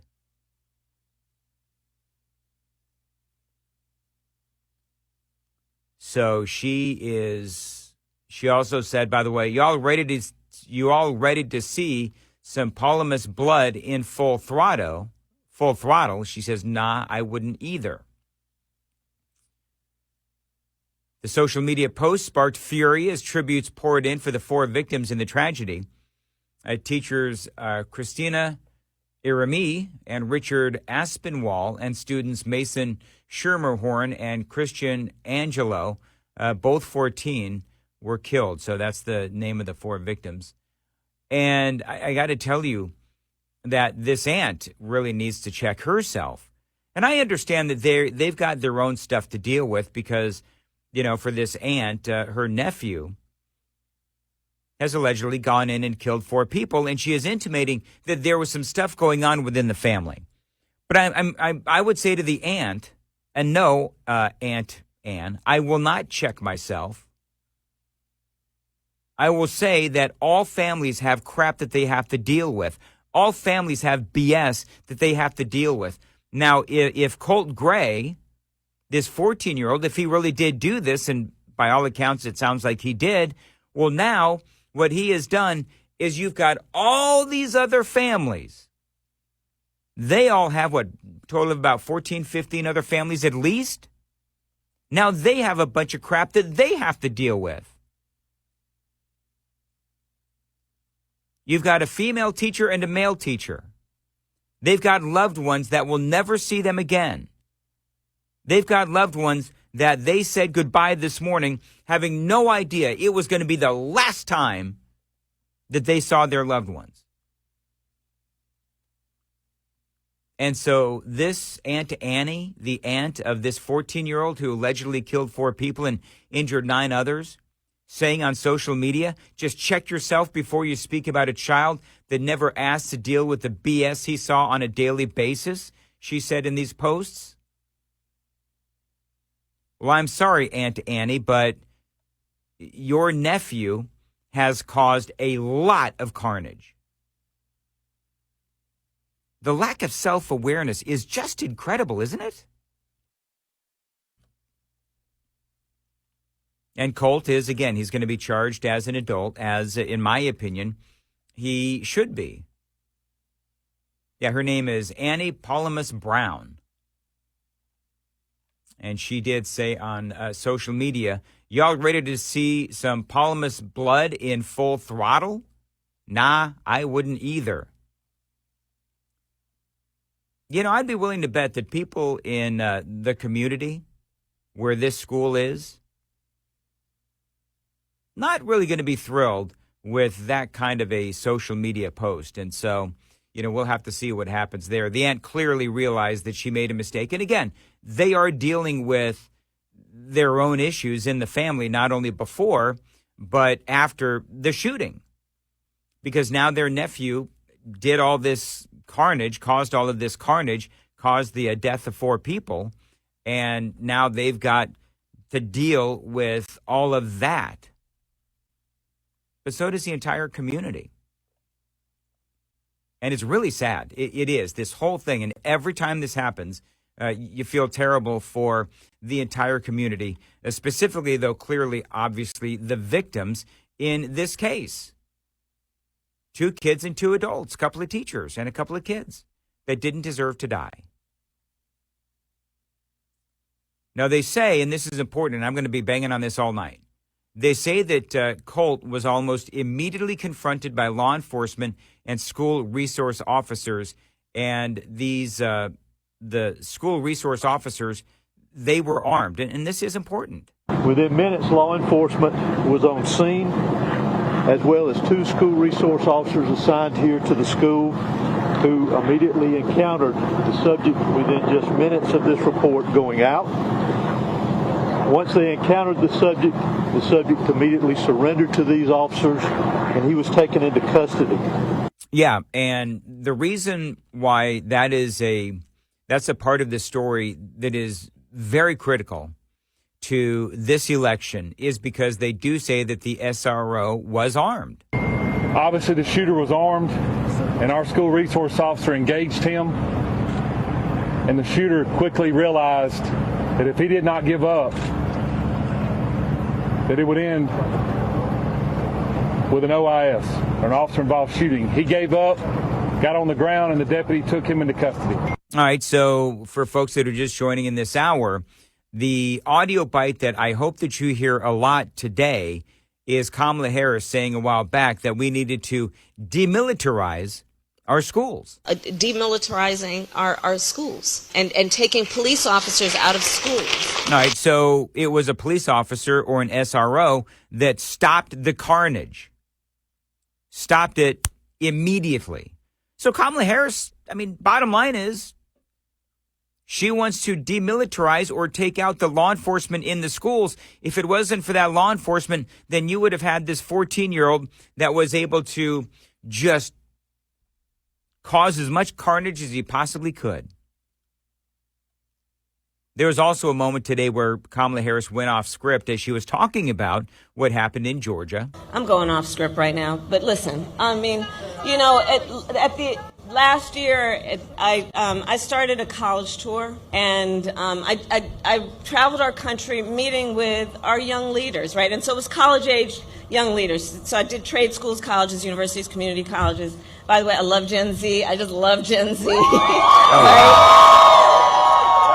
Okay, so she's talking about a school shooting where 4 people are dead, whole bunch more injured, and she's throwing shout-outs to Gen Z. I don't know, that feels, it's me, just a little inappropriate. But I got to tell you, there are a lot of heroes today at that school in Georgia, and we're going to hear about them, no doubt, in the coming days. Now, this student, she was inside one of these classrooms as all of this was going on. She was in the classroom where her students, her classmates were being shot. I want you to listen to what she was going through. I started running. He started shooting like 10 times. He shot at least 10 times. And then I ran to the back of the classroom. I dived behind the desk, and my teacher had got in front of me like he was guarding. But like the gunshots were so close to me, like my ears started ringing real bad. Like the whole classroom was smoking. Yeah, and I can obviously, we can all, if you're somebody who fires guns, you know the smoke that she's talking about. When you fire off a bunch of rounds, then there's a lot of smoke. But I want to make sure that you heard that one part. My teacher had got in front of me like he was guarding. All right, so the teacher was guarding her.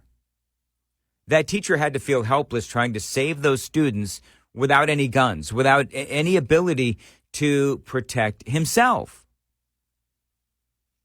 Now, there's 3 districts in Georgia that do allow teachers to carry. This particular district was not one of them. But for you folks that have been listening to me this morning, or if you listen to me in Nashville, Tennessee, where I host a morning show on Super Talk 99.7 WTN, you know that I am all for allowing teachers who want to go through the training to be allowed to carry. Because every time this happens, you hear of these amazing teachers who stand between a gunman and their students. Allowing that teacher to carry a firearm and use that firearm to protect those students could save lives, could absolutely save lives. Now, they have to go through the proper training and all that, but they got to keep that training updated. But I think that has to be a conversation across America. When he finally got out of the classroom, my teacher started barricading the door with desks and bookshelves and all that, and then I had got up. When I had got up, I had saw one of my classmates on the ground bleeding so bad, and then when I had moved myself to the other side of the room because the bookshelf I was hiding behind, it was right in front of the door, so I had moved to the other side, to like this side with my friend. I was checking on my other friend because he got grazed in his leg. And then there was a white girl that was in front of me. She got shot in her leg and stuff. And then my other friend got shot in her stomach. And it was just so sad. So as all of this is going on, this little girl, 14 years old, she is checking on her friends, doing what she could to comfort them as they lie bleeding. Just an amazing story. And her final comment during this interview is what really touched me. In the midst of all of it happening, I was just thanking God because, he had his hands around me. Yeah. She said God had his hands around her, and she, along with that teacher that was protecting those students, they are the heroes, some of the heroes that we'll be hearing in the days and weeks ahead about. By the way, Kamala Harris again talking about demilitarizing our schools. Demilitarizing our schools and taking police officers out of schools. I really want Donald Trump to ask Kamala Harris the question, do you still support demilitarizing schools, given the fact that it was an armed SRO that stopped this whole thing? 866-90-RED-EYE is the phone number, and Sue is in Michigan. Sue, appreciate you listening to Red Eye. Go ahead. Hi. Well, thank you for taking my call. There's so many things I want to talk about. It would take me an hour, but I'm going to just make a comment here. Yes, I am very disheartened sometimes at this new generation. They just don't know what is going on. When you talk to them, the people that I talk to, the young people, they voting for Kamala because she has a great smile. They don't know anything that is going on. That is so disheartening, Dan. And I agree with your listeners that they're just stupid. And anyway, I just wanted to tell you also that I'm worried about Donald Trump. I pray that he does become our president, but boy, he's got a lot to deal with, the mess that he's got. That's all I want to say, and I'm going to hang up because I've been on the phone for a long time, and I want to listen to your comments. All right, Sue, thank you very much for the call. And yeah, there's a number of things going on with people who vote Democrat. I talk about this all the time, where we're all sort of befuddled and confused. Why, if things are not working, and if Kamala Harris doesn't have a real clear and concise policy, I don't even know if her website shows any of her policies yet. But when you have cities that are just decaying before our eyes, and they're always run by the Democrats. Yet you have those communities still voting for the same party that presided over that city and over that state as it disintegrated into illegal immigration, bankruptcy, and crime. And it's because the Democrats, for whatever reason, as I've said many times, they like to reward failure. That's what they do, blue no matter who, and it makes absolutely no sense to those of us who have rational thought. 866-90-RED-EYE will return next. Lines open for your calls. 866-90-RED-EYE on Red Eye Radio.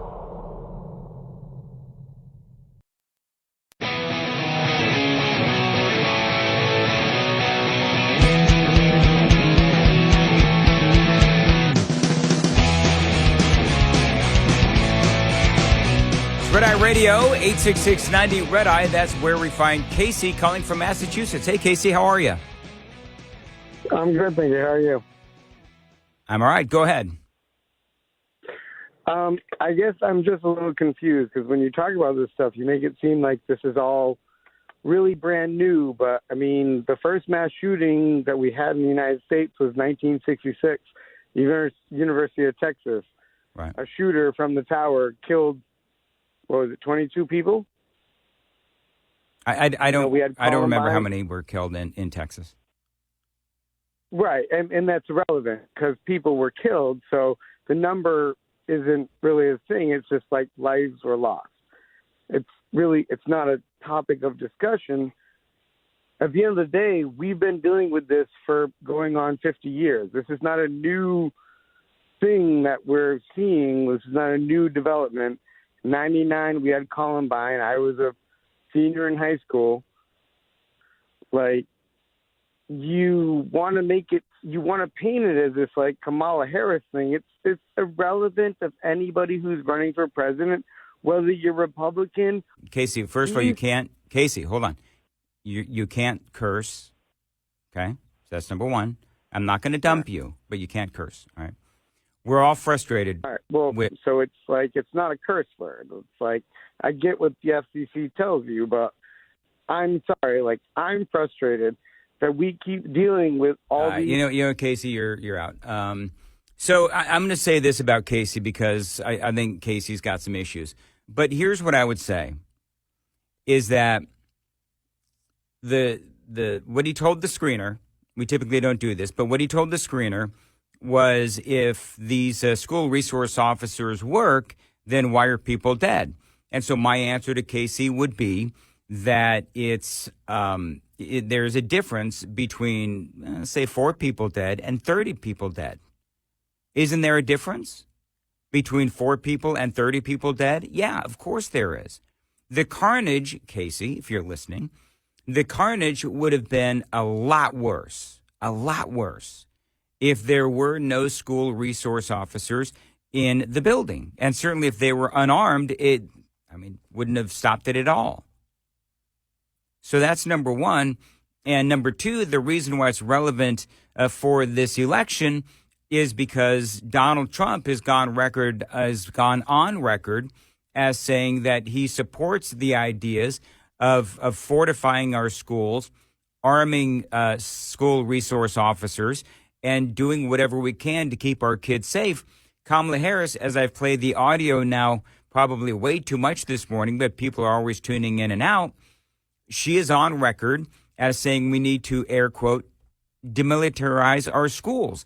Take out the officers that stop the carnage.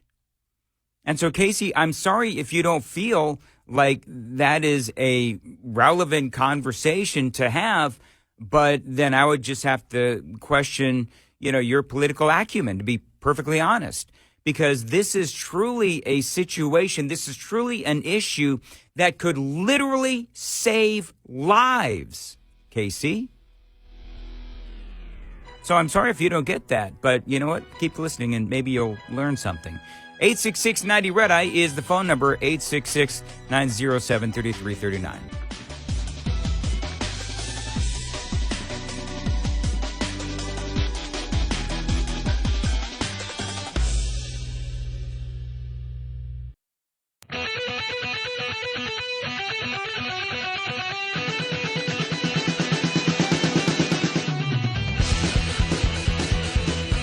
Red Eye Radio from the Uniden America Studios. Now, for Gary McNamara and Eric Harley, here is Dan Mandis. 866-90-RED-EYE is the phone number, 866-907-3339. In the previous segment, I had a guy named Casey call from Massachusetts, and we had to cut him off. And I'm going to tell you that, and I love hosting Red Eye Radio because I get to talk to folks all across the country.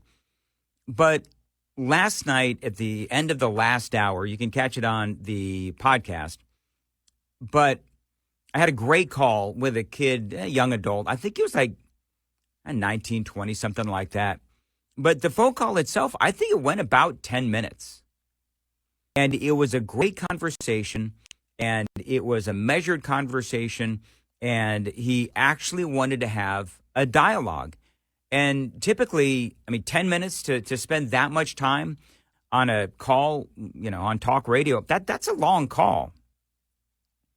But the reason why I kept the conversation going so long was because he was a young man trying to figure out who to vote for in the upcoming election. And we talked about the economy and some other things. I don't really remember a lot of it. The only thing that I really do remember is that it was a terrific conversation. Now, this guy, Casey, that just called from Massachusetts, he said GD, which is not allowed. I don't think it's allowed on talk radio. So we dumped him, but I kept him on. We hit the delay. And so that audio was dumped, but I kept them on because I wanted to have a good conversation about SROs in schools. And then he comes back with, when I told him that you can't curse and you can't say that, he comes back with, well, I can say that. It's not a curse word because I don't believe in God. And that's when I just said, you know what, I'm done. Going to hang up on you now. And it's not that I didn't hang up on him because he doesn't believe in God. I hung up on him because he was clearly not actually interested in having a conversation. And I'm not going to sit here and bash him as a human being, except to say that I don't think that he's probably a very happy person, and maybe he needs to believe in God. maybe you'll be a happier person. 866-90-RED-EYE, 866-907-3339. I want you to find me on Twitter. I want you to find me on X, because there's a number of things that I have posted today, including a question. And I think that it is an important question. And it's a question regarding Kamala Harris and Donald Trump and the issues of microphones. Because as I was talking earlier, we do have the debate now. It's going to be on September 10th. Kamala Harris has actually agreed to muted microphones. And that was one of the biggest things, was there's this big disagreement over muted microphones. Now, Trump, for his part, he wanted them apparently muted, I guess, and Kamala Harris did not want them muted. But I want to play for you some of the moments that happened during the vice presidential debate between Kamala Harris and Mike Pence. I know that you all remember some of these moments. In 1864... Well, I'd like you to answer the question. Mr. Vice President, I'm speaking. I'm speaking. Okay. He said because the president wanted people to remain calm. Well, let's get No, but Susan, this is important. Susan, I want to have to add, weigh but in Mr. Vice President, I'm speaking. I have to I'm weigh speaking. in. You can have 15 more seconds, and then... Mr. Vice President, I'm speaking.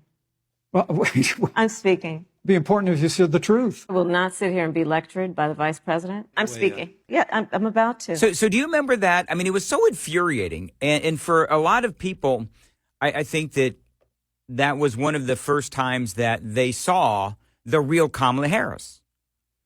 Because I think that she just has a vile personality. I do.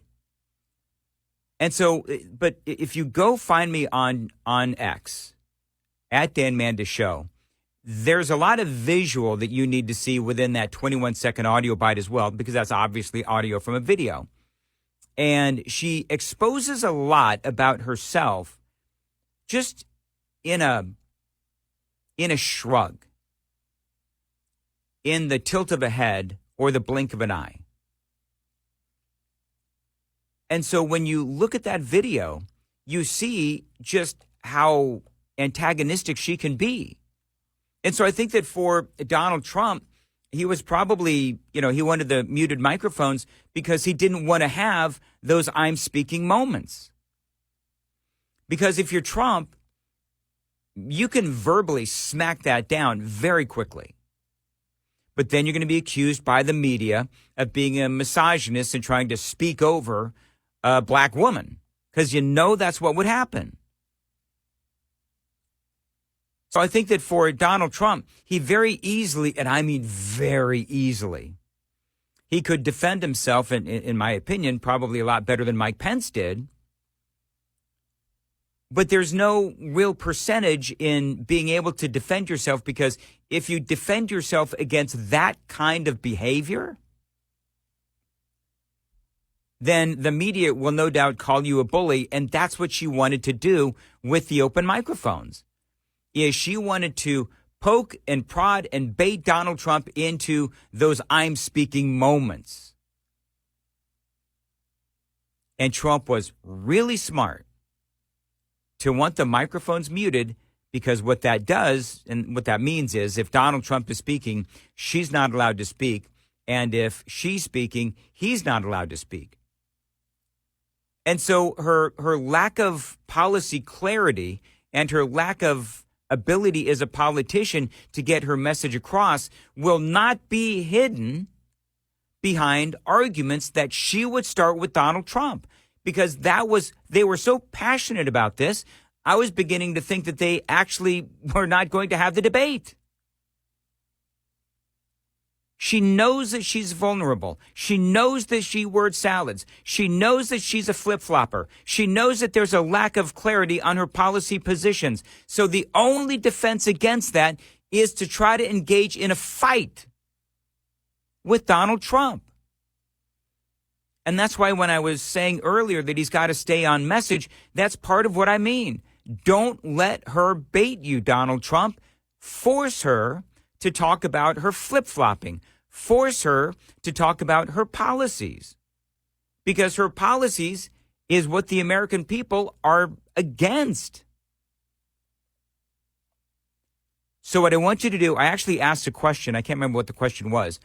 But go follow me on Twitter, on X, and watch that I'm Speaking video, and let me know what you think.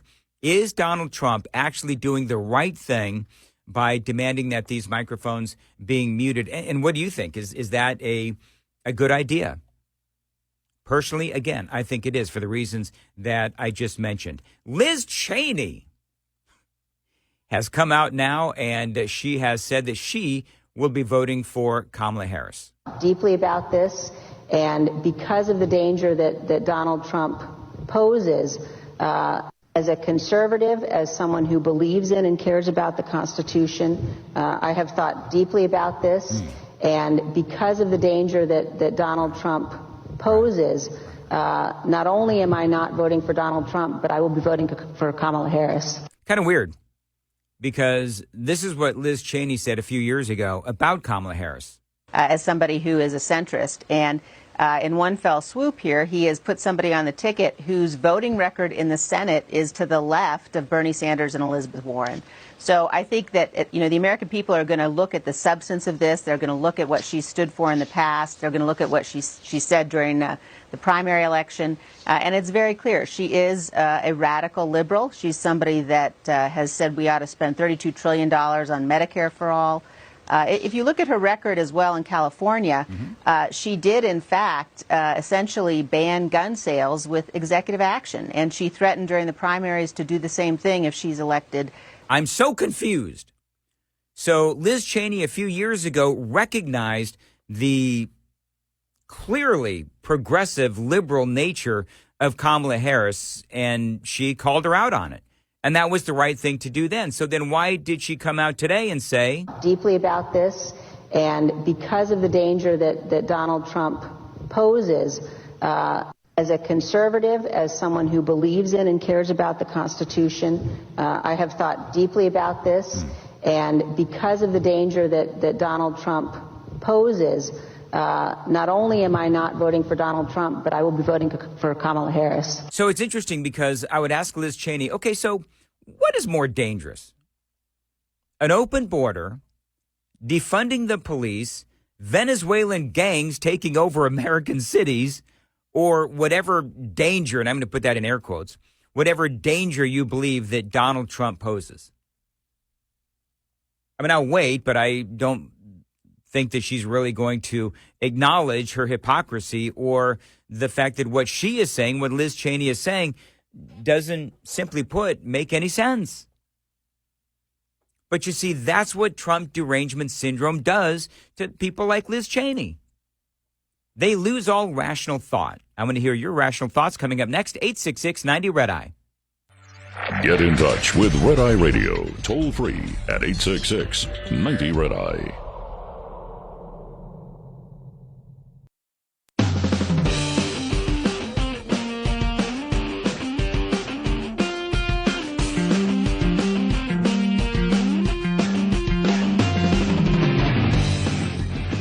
It's Red Eye Radio, 866-90-RED-EYE. That is where we find Scott in Arkansas on Red Eye Radio. Hey, Scott, how are you? Good. Hey, Dan, how are you? I'm good. Go ahead, sir. Hey, sir, I've been on hold for a while. Just want to let you know I appreciate you bringing the news. I'm a 2A guy, 24-year retired vet. I wanted to talk about that shooting situation. First off, heart goes out to the family of those that got injured and died. Thank you for the SROs that are armed. What bothers me is I believe you talked about that the FBI, who I don't trust, had said something like in the last year about this kid and threats. And then the family, at least that aunt, went on the defensive. And I'm just like, I don't understand that, man. Well, I think that may tell you. No ownership. Right. I think that may tell you what the family dynamic was like. And for people who are just joining us, what Scott is talking about is the FBI came out with a statement. They said that last year they visited the home of this 14-year-old and they spoke with not only the 14-year-old, he was 13 at the time, but also the father, and they had received anonymous tips from people that were worried that this kid was going to partake in a school shooting. The father said, he doesn't have access to guns, and they are well protected. He can't get to them. He doesn't have access to them. And the kid said that, no, I have no plans on shooting up a school. And so that was about a year ago. And then the FBI came out and they said, well, we didn't have anything that we could charge him on, or, there was no crime that he had actually committed. So all we could do was tell the local district to keep an eye on him. And then we saw what happened yesterday. So, yeah, the FBI, they're damned if they do and they're damned if they don't, though. And I don't want to, because I don't trust the FBI either. But, I mean, if there's no crime committed, they get, hundreds or thousands of these tips to the tip line, I'm sure, every year. So I don't know. Sure, and I guess it's a family, that's their family, like the aunt getting upset that people were, call it, attacking, for lack of better words. But I'm like, oh my gosh, look at the people that died and what, your nephew did. And it's like ownership. I teach my kids that. I got teenagers on up, and you got to be accountable for your actions. And I'm just very sad. Well, and I guess one of the big questions is, where did this kid get the gun? Like, is that one of his dad's guns? I've not heard. Agree. If that has been confirmed. But I mean, this is not the first time, obviously, and this won't be the last time that we have these kinds of conversations. Hey, Scott, I've got about 30 to 45 seconds left. As a guy who is a veteran, thank you, by the way. What do you think about former veterans, or I should say veterans such as yourself, becoming SROs? I currently have a full-time job doing a flight simulator job. Love what I'm doing, teaching, instructing pilots. But, no, I think it's a great idea. Allow those folks that are retired to be able to do that and have the training. Absolutely. And I agree with you wholeheartedly, Scott, and I appreciate you calling in. 866-90-RED-EYE is the phone number, 866-907-3339.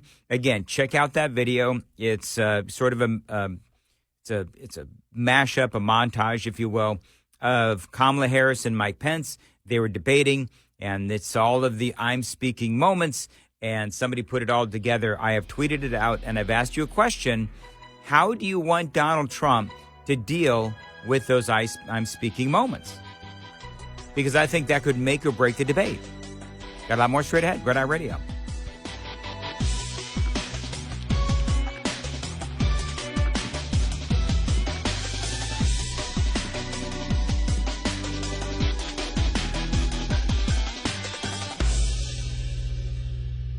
This is Red Eye Radio on Westwood One.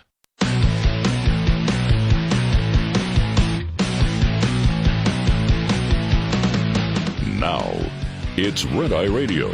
Talk about everything from politics to social issues and news of the day. Whether you're up late or you're just starting your day, welcome to the show.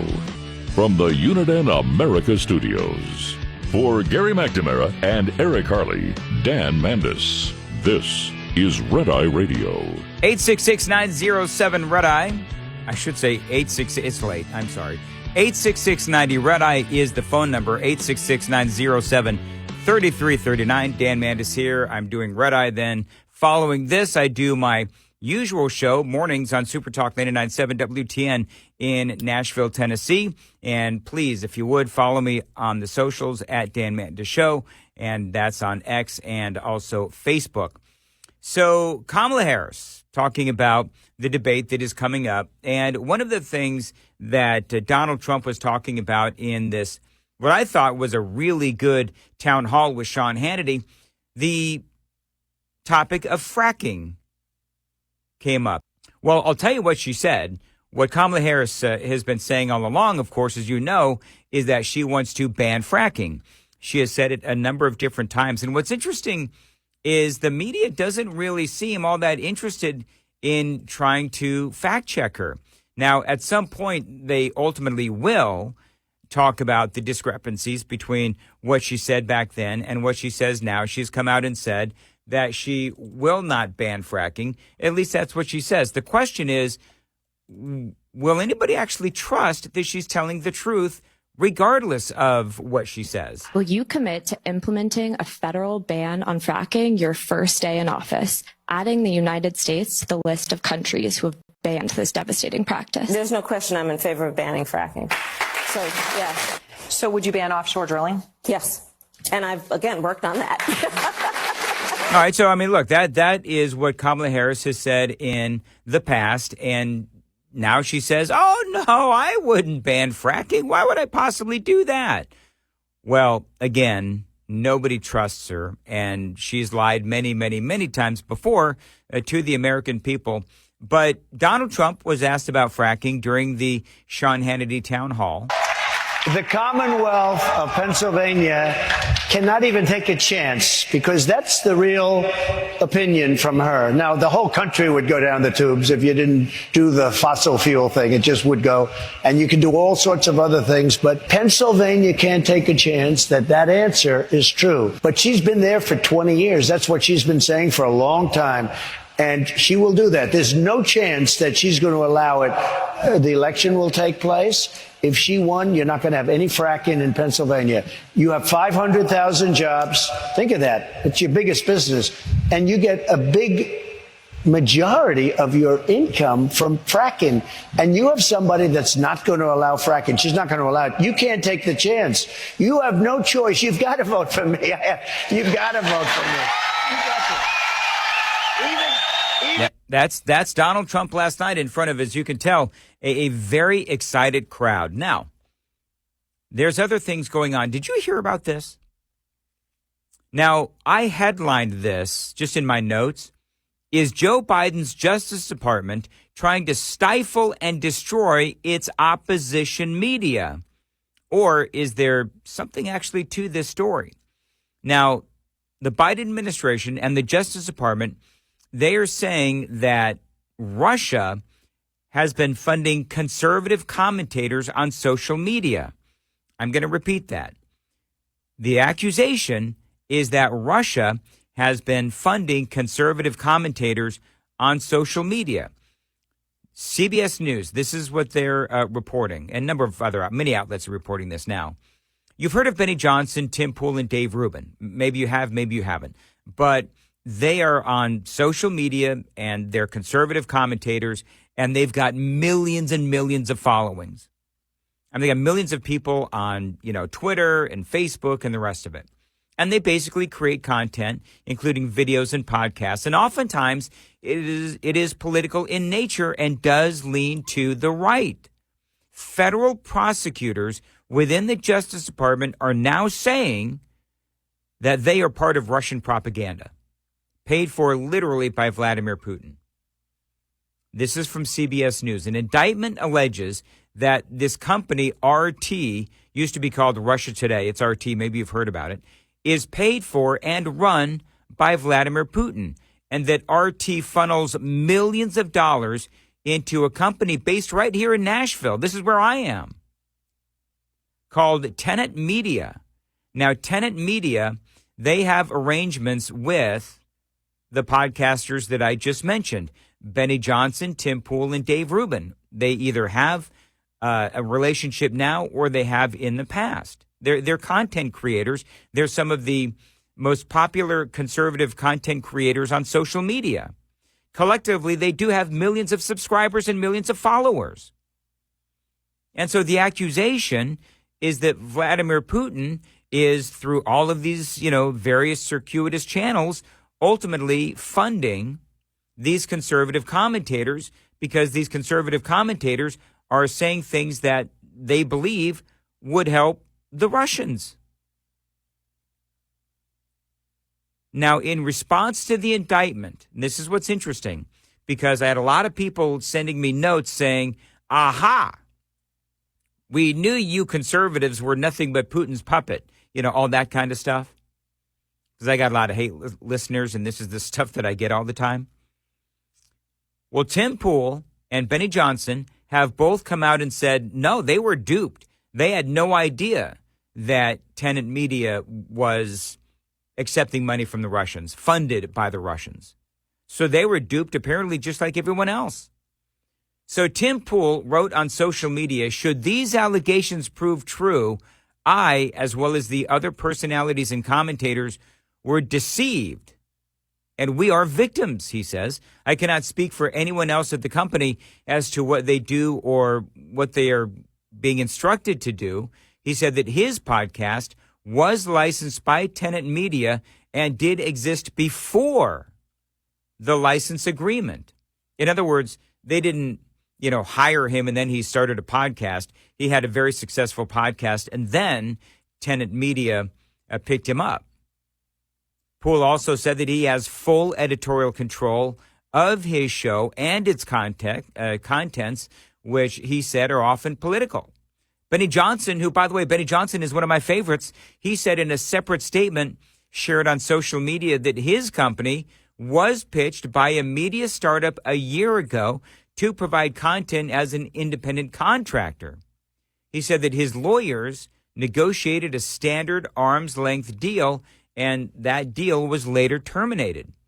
He also says we are disturbed by the allegations in today's indictment, which makes clear that myself and the other influencers were victims in this alleged scheme. He says my lawyers will actually handle anyone who states or suggests otherwise, Johnson wrote. And it is worth noting, by the way, that the indictment alleges that Tenet never disclosed that their funding was coming from Russia to their employees or their contractors, and that some of their commentators were also deceived. So all you hate listeners, all you folks on the left that are screaming, oh, look, a bunch of conservatives, they're all Putin's puppet. No, they didn't know. And Vladimir Putin actually, they try to mess with both sides. I mean, that's what they do. They try to bring as much discord and confusion into our elections as possible. That's what they do. That's what Russia does. That's what North Korea does. I think Iran does that as well. But really interesting. So now I guess the question would be, if you are one of these conservative commentators and you actually still have a relationship with Tenet, then, I mean, I think it's safe to say that they're going to have some legal issues that they need to contend with. And this is all part of that big story from yesterday. And this has been an ongoing conversation where Russia has been accused, I believe rightly so, of trying to bring discord and confusion into our politics and into our elections here in America. But that's been going on for a long time. So there's nothing really new about some of the stuff that the Justice Department and the Biden administration is accusing Russia of. Quite frankly, it is just what they do. But we'll have to see what happens to some of these podcasters who are involved in this media organization. But again, the Justice Department even says they were not told by Tenet Media that they were being funded by Russia, if that is indeed the case. 866-90 Red Eye. Let me get through some of these calls. Kenny is in Florida on Red Eye Radio. Kenny, thanks for calling in. Hey, just found your station. I love it. Keep up the good work. Thank you, man. Appreciate it. I want to talk about Liz Cheney. She's not stupid. That's one thing a lot of people say, oh, she's stupid. She's not stupid. But here's the thing. There's so many people that keep saying, I'm not voting for Trump, I'm not voting for Trump, I'm not voting for Trump. But the bottom line is, we don't really know what they do when they close that ballot screen. Right. I mean, you could say everything you want, but I don't think she's that insane, to use a better word. I will tell you, Kenny, I'm going to respectfully disagree. I think that she is that insane. Because remember, she destroyed her political career by going against Donald Trump and the whole January 6th committee. And so she understands that she'll never work in politics again.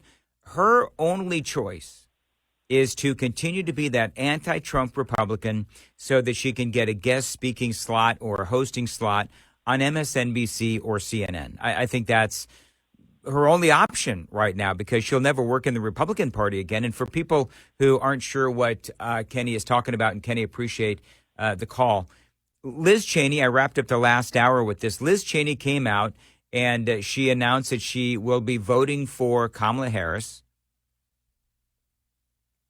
And as she said that she was going to vote for Kamala Harris, she said that Donald Trump is far too dangerous. Well, here's the problem. The problem is that Liz Cheney was bashing Kamala Harris just a few years ago. As somebody who is a centrist, and in one fell swoop here, he has put somebody on the ticket whose voting record in the Senate is to the left of Bernie Sanders and Elizabeth Warren.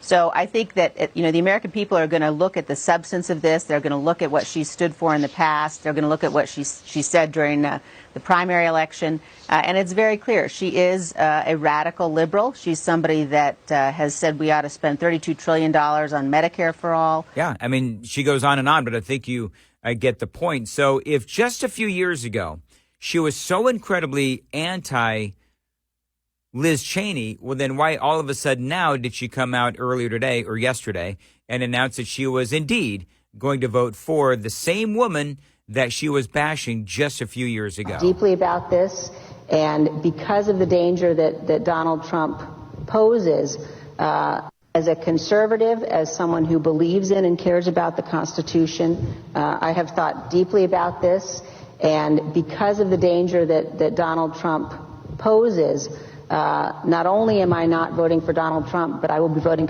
for Kamala Harris. There you go. And I do believe that she means it. Let's say hello to Mark calling from Baltimore on Red Eye Radio. Hey, Mark, how are you?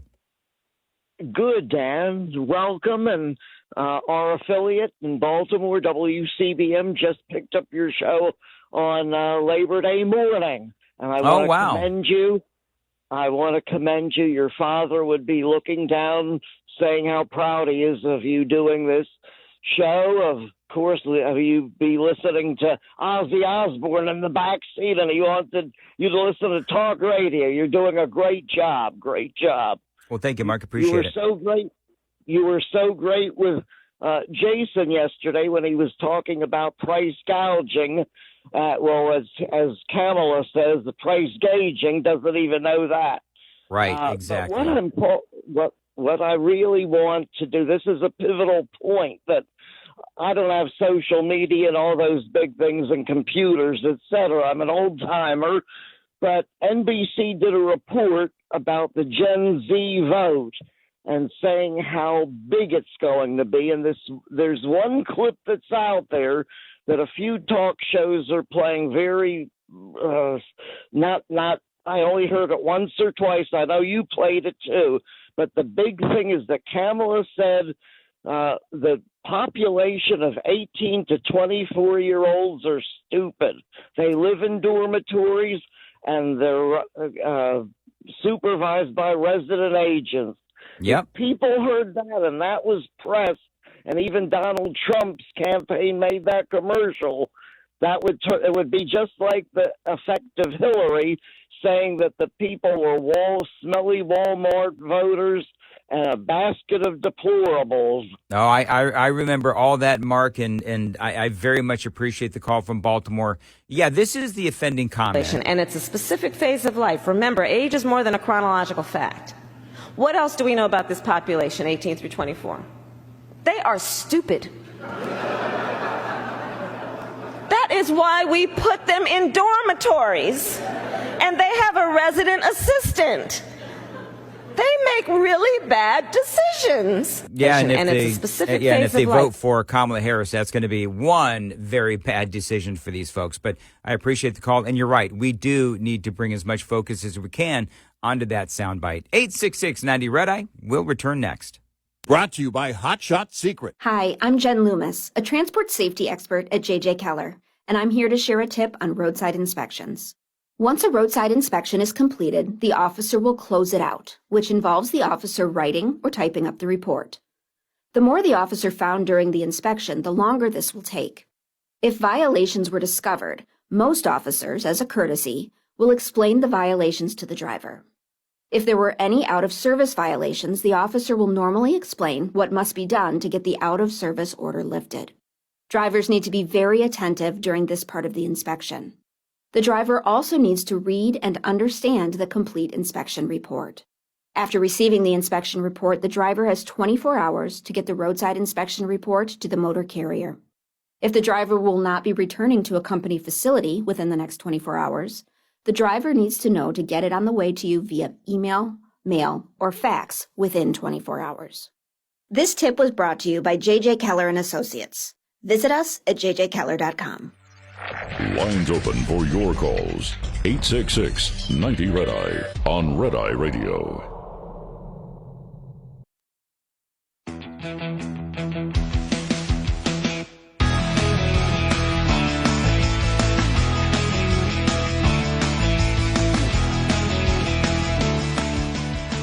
Red Eye Radio, 866-90-RED-EYE is the phone number, 866-907-3339. And that's where we find Jim in Minnesota. Hey, Jim, thanks for calling in.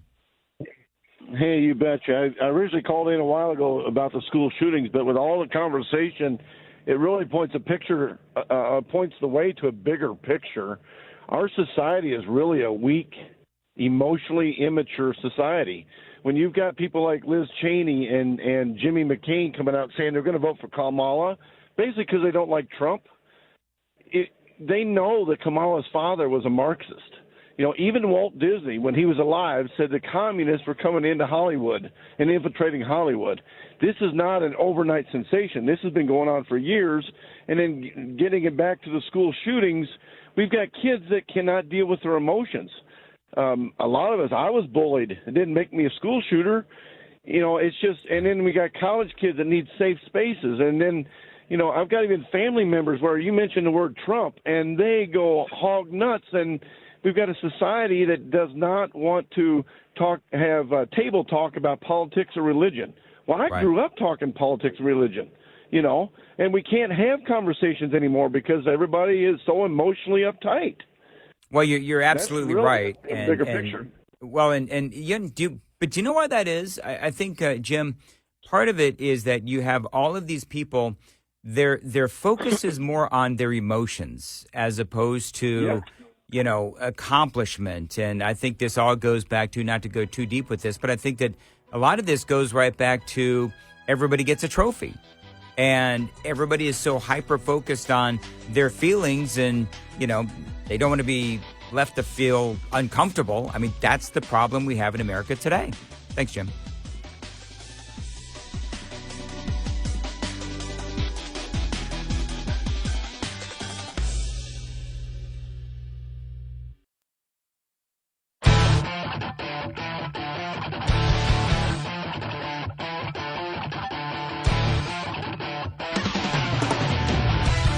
Red Eye Radio from the Uniden America Studios.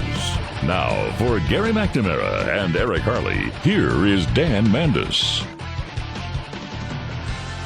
866-90-RED-EYE is the phone number, 866-907-3339. Appreciate you listening to Red Eye Radio tonight. You can find out more about me. Follow me on Twitter, at Dan Mandis Show, Facebook as well. So I want to play a couple of real quick audio bites for you because I think that it was really an awkward moment, I think for NBC's Kirsten Welker. She was interviewing J.D. Vance. And, you know, one of the things that maybe you've noticed this as well, weird thing about Kirsten Welker, if you watch her interview enough people, specifically Republicans, you'll notice that what she tries to do is she tries to fact check the Republicans either in her question or in their response. She's always arguing with the Republicans. And I don't recall her doing that with Democrats, but she was talking to J.D. Vance about illegal immigration. Listen to this. President Biden passed a series of executive actions, and illegal border crossings are now at their lowest levels in about 5 years, so much so that Greg Abbott is no longer busing people to other cities. But let me ask you this fundamental question. Please. So you'll notice that she's trying to get her little fact in, and she doesn't want J.D. Vance to be able to fact check what she's saying. Now, I watch a lot of news, and I listen to a lot of news. her statement is so in need of some proper context. It is unbelievable. So she says that President Biden put in a series of executive actions to halt the inflow of illegal aliens at the southern border. Well, number one, it was 3.5 years too late. So how about a little context where President Biden could have done this 3.5 years ago, but what he actually did 3.5 years ago is he took away what Donald Trump did to protect the border. Joe Biden took away the Remain in Mexico policy. Basically, he said, if you come, we'll treat you with all kinds of benefits. Eventually, you'll be allowed to vote. We'll teach your children. We find out now, of course, what's happening all across the country in sanctuary cities. They're getting, cash and phones and all this other kind of stuff. And so just from that standpoint, she's trying to say, well, Joe Biden has fixed the problem. And so as J.D. Vance is about to point out, well, he caused the problem in the first place. And, he really didn't fix the problem. Will families be separated under your mass deportation? And again, I do want to answer this question about families and about deportations, but you made this point that border crossings are lower. Border crossings at the southern border are lower because the Harris administration is sending more immigrants through the ports of entry. So instead of coming through the southern border, they're now being flown at taxpayer expense to the ports of entry all over our country. The number of illegal crossings, they're not any lower. They're just shuffling how the people are coming into the country in the first place. And this is very important. They're able to process them more efficiently, but Greg Abbott's not setting them to other states. I don't want a border czar who makes it more efficient for illegal immigrants to come into this country. That's why we have the problem that we have. I mean, he's absolutely right. And if you watch the video, I did post that video on my Twitter feed at Dan Mandis Show. Kirsten Welker, she's dying to get in. She can't let J.D. Vance get a point. And he's absolutely right. Friends, do you want a border patrol that is going to protect our southern border or simply process a lot of illegal aliens in? And I think that is the fundamental difference between Donald Trump and Kamala Harris. That is the fundamental difference between Tim Walz and J.D. Vance. Now, Trump was asked about this and a lot of other things last night on the Fox News Sean Hannity Townhall, where the president was talking about that story that we covered earlier this week, where those Venezuelan migrants are said to be taking over that apartment complex. We're letting everybody in.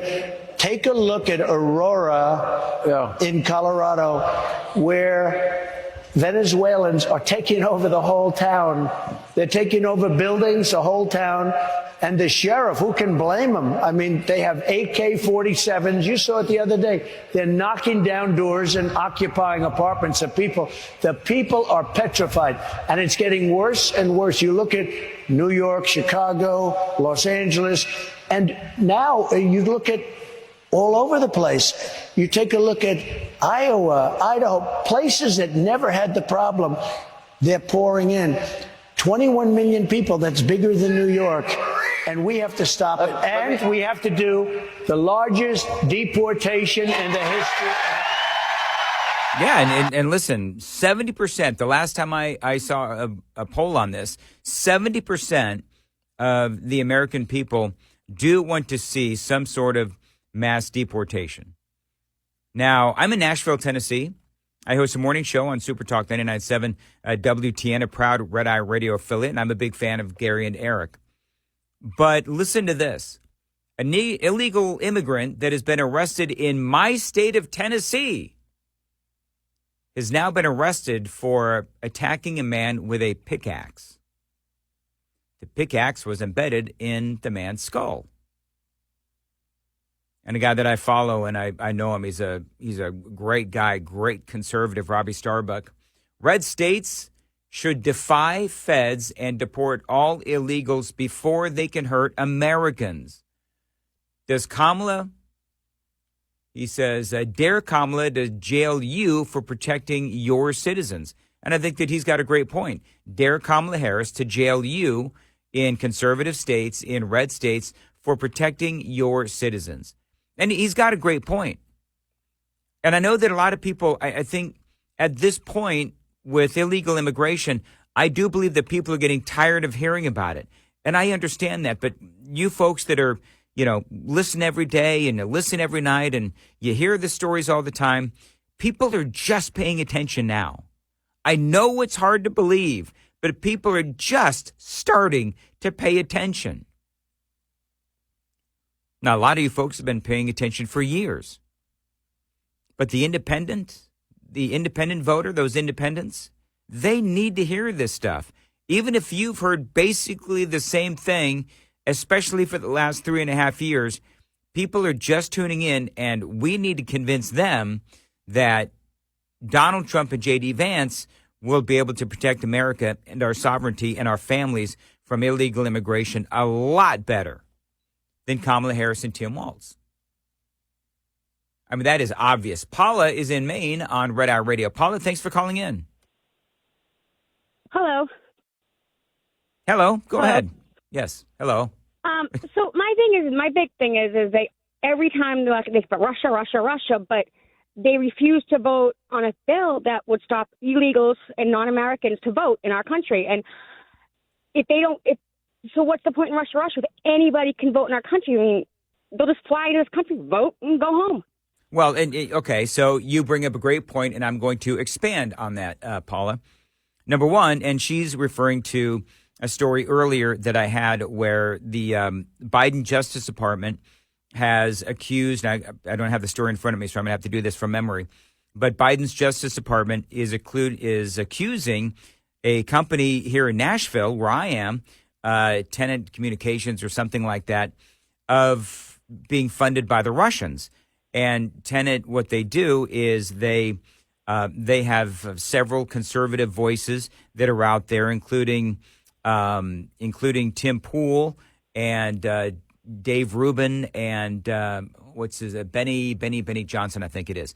And so these are very popular conservative commentators. And so the accusation is that you've got these conservative commentators that have millions of people on social media, and they are being paid for by the Russians. Now, the story actually is that the commentators had no idea that this company, Tenant, was being funded by the Russians, if that's even true.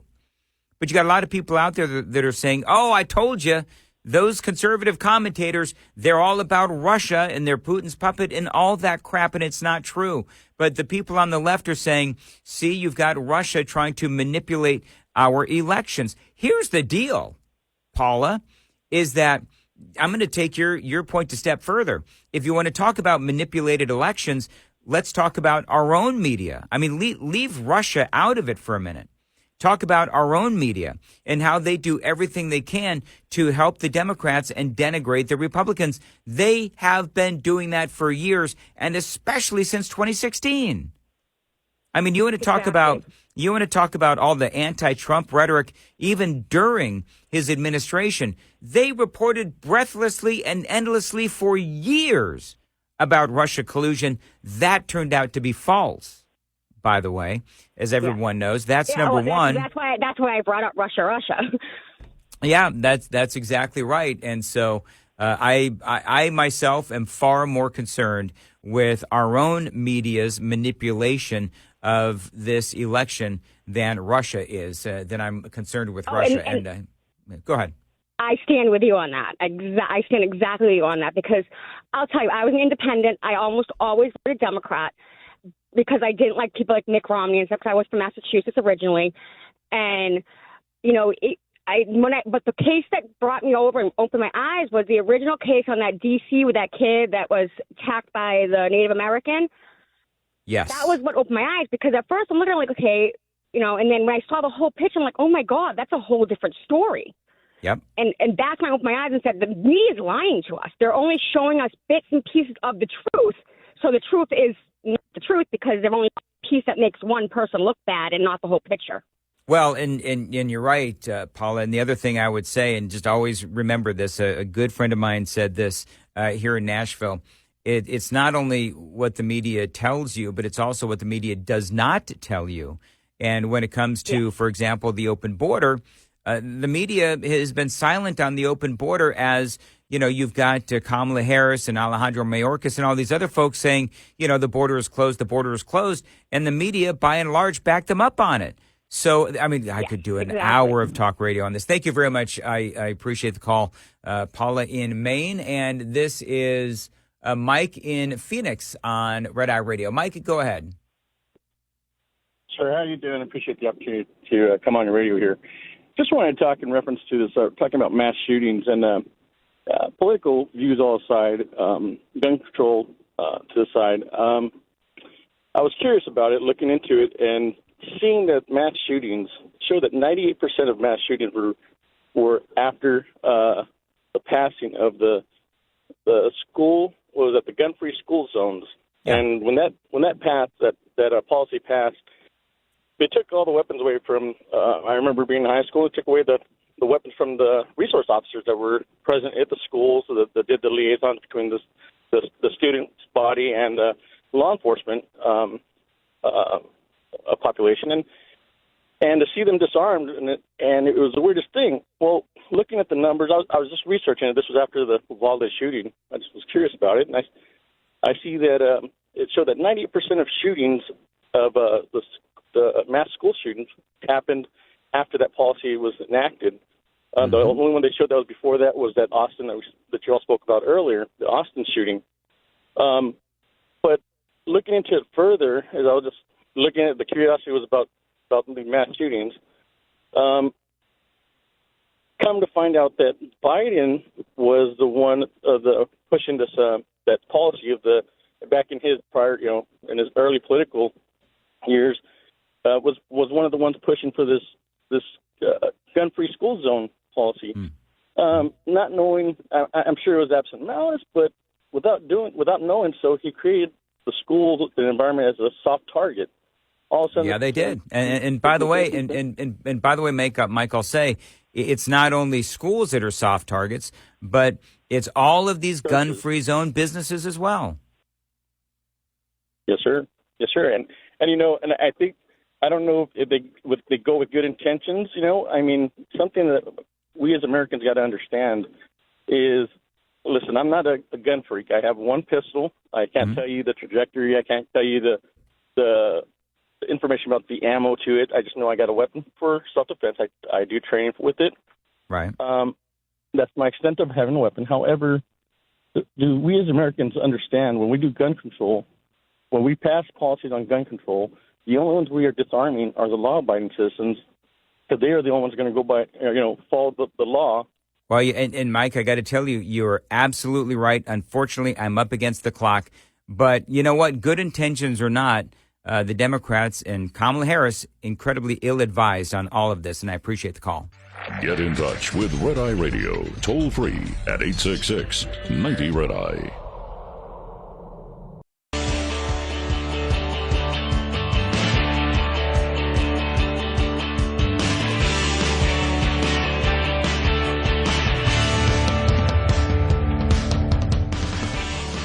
#866-90-RED-EYE is the phone number, 866-907-3339. Dan Mandis in for Gary and Eric.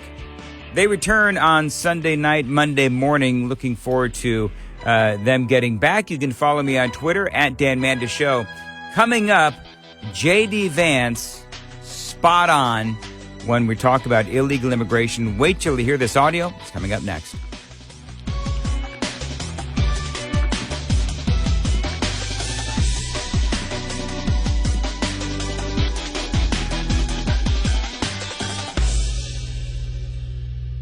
This is Red Eye Radio on Westwood One.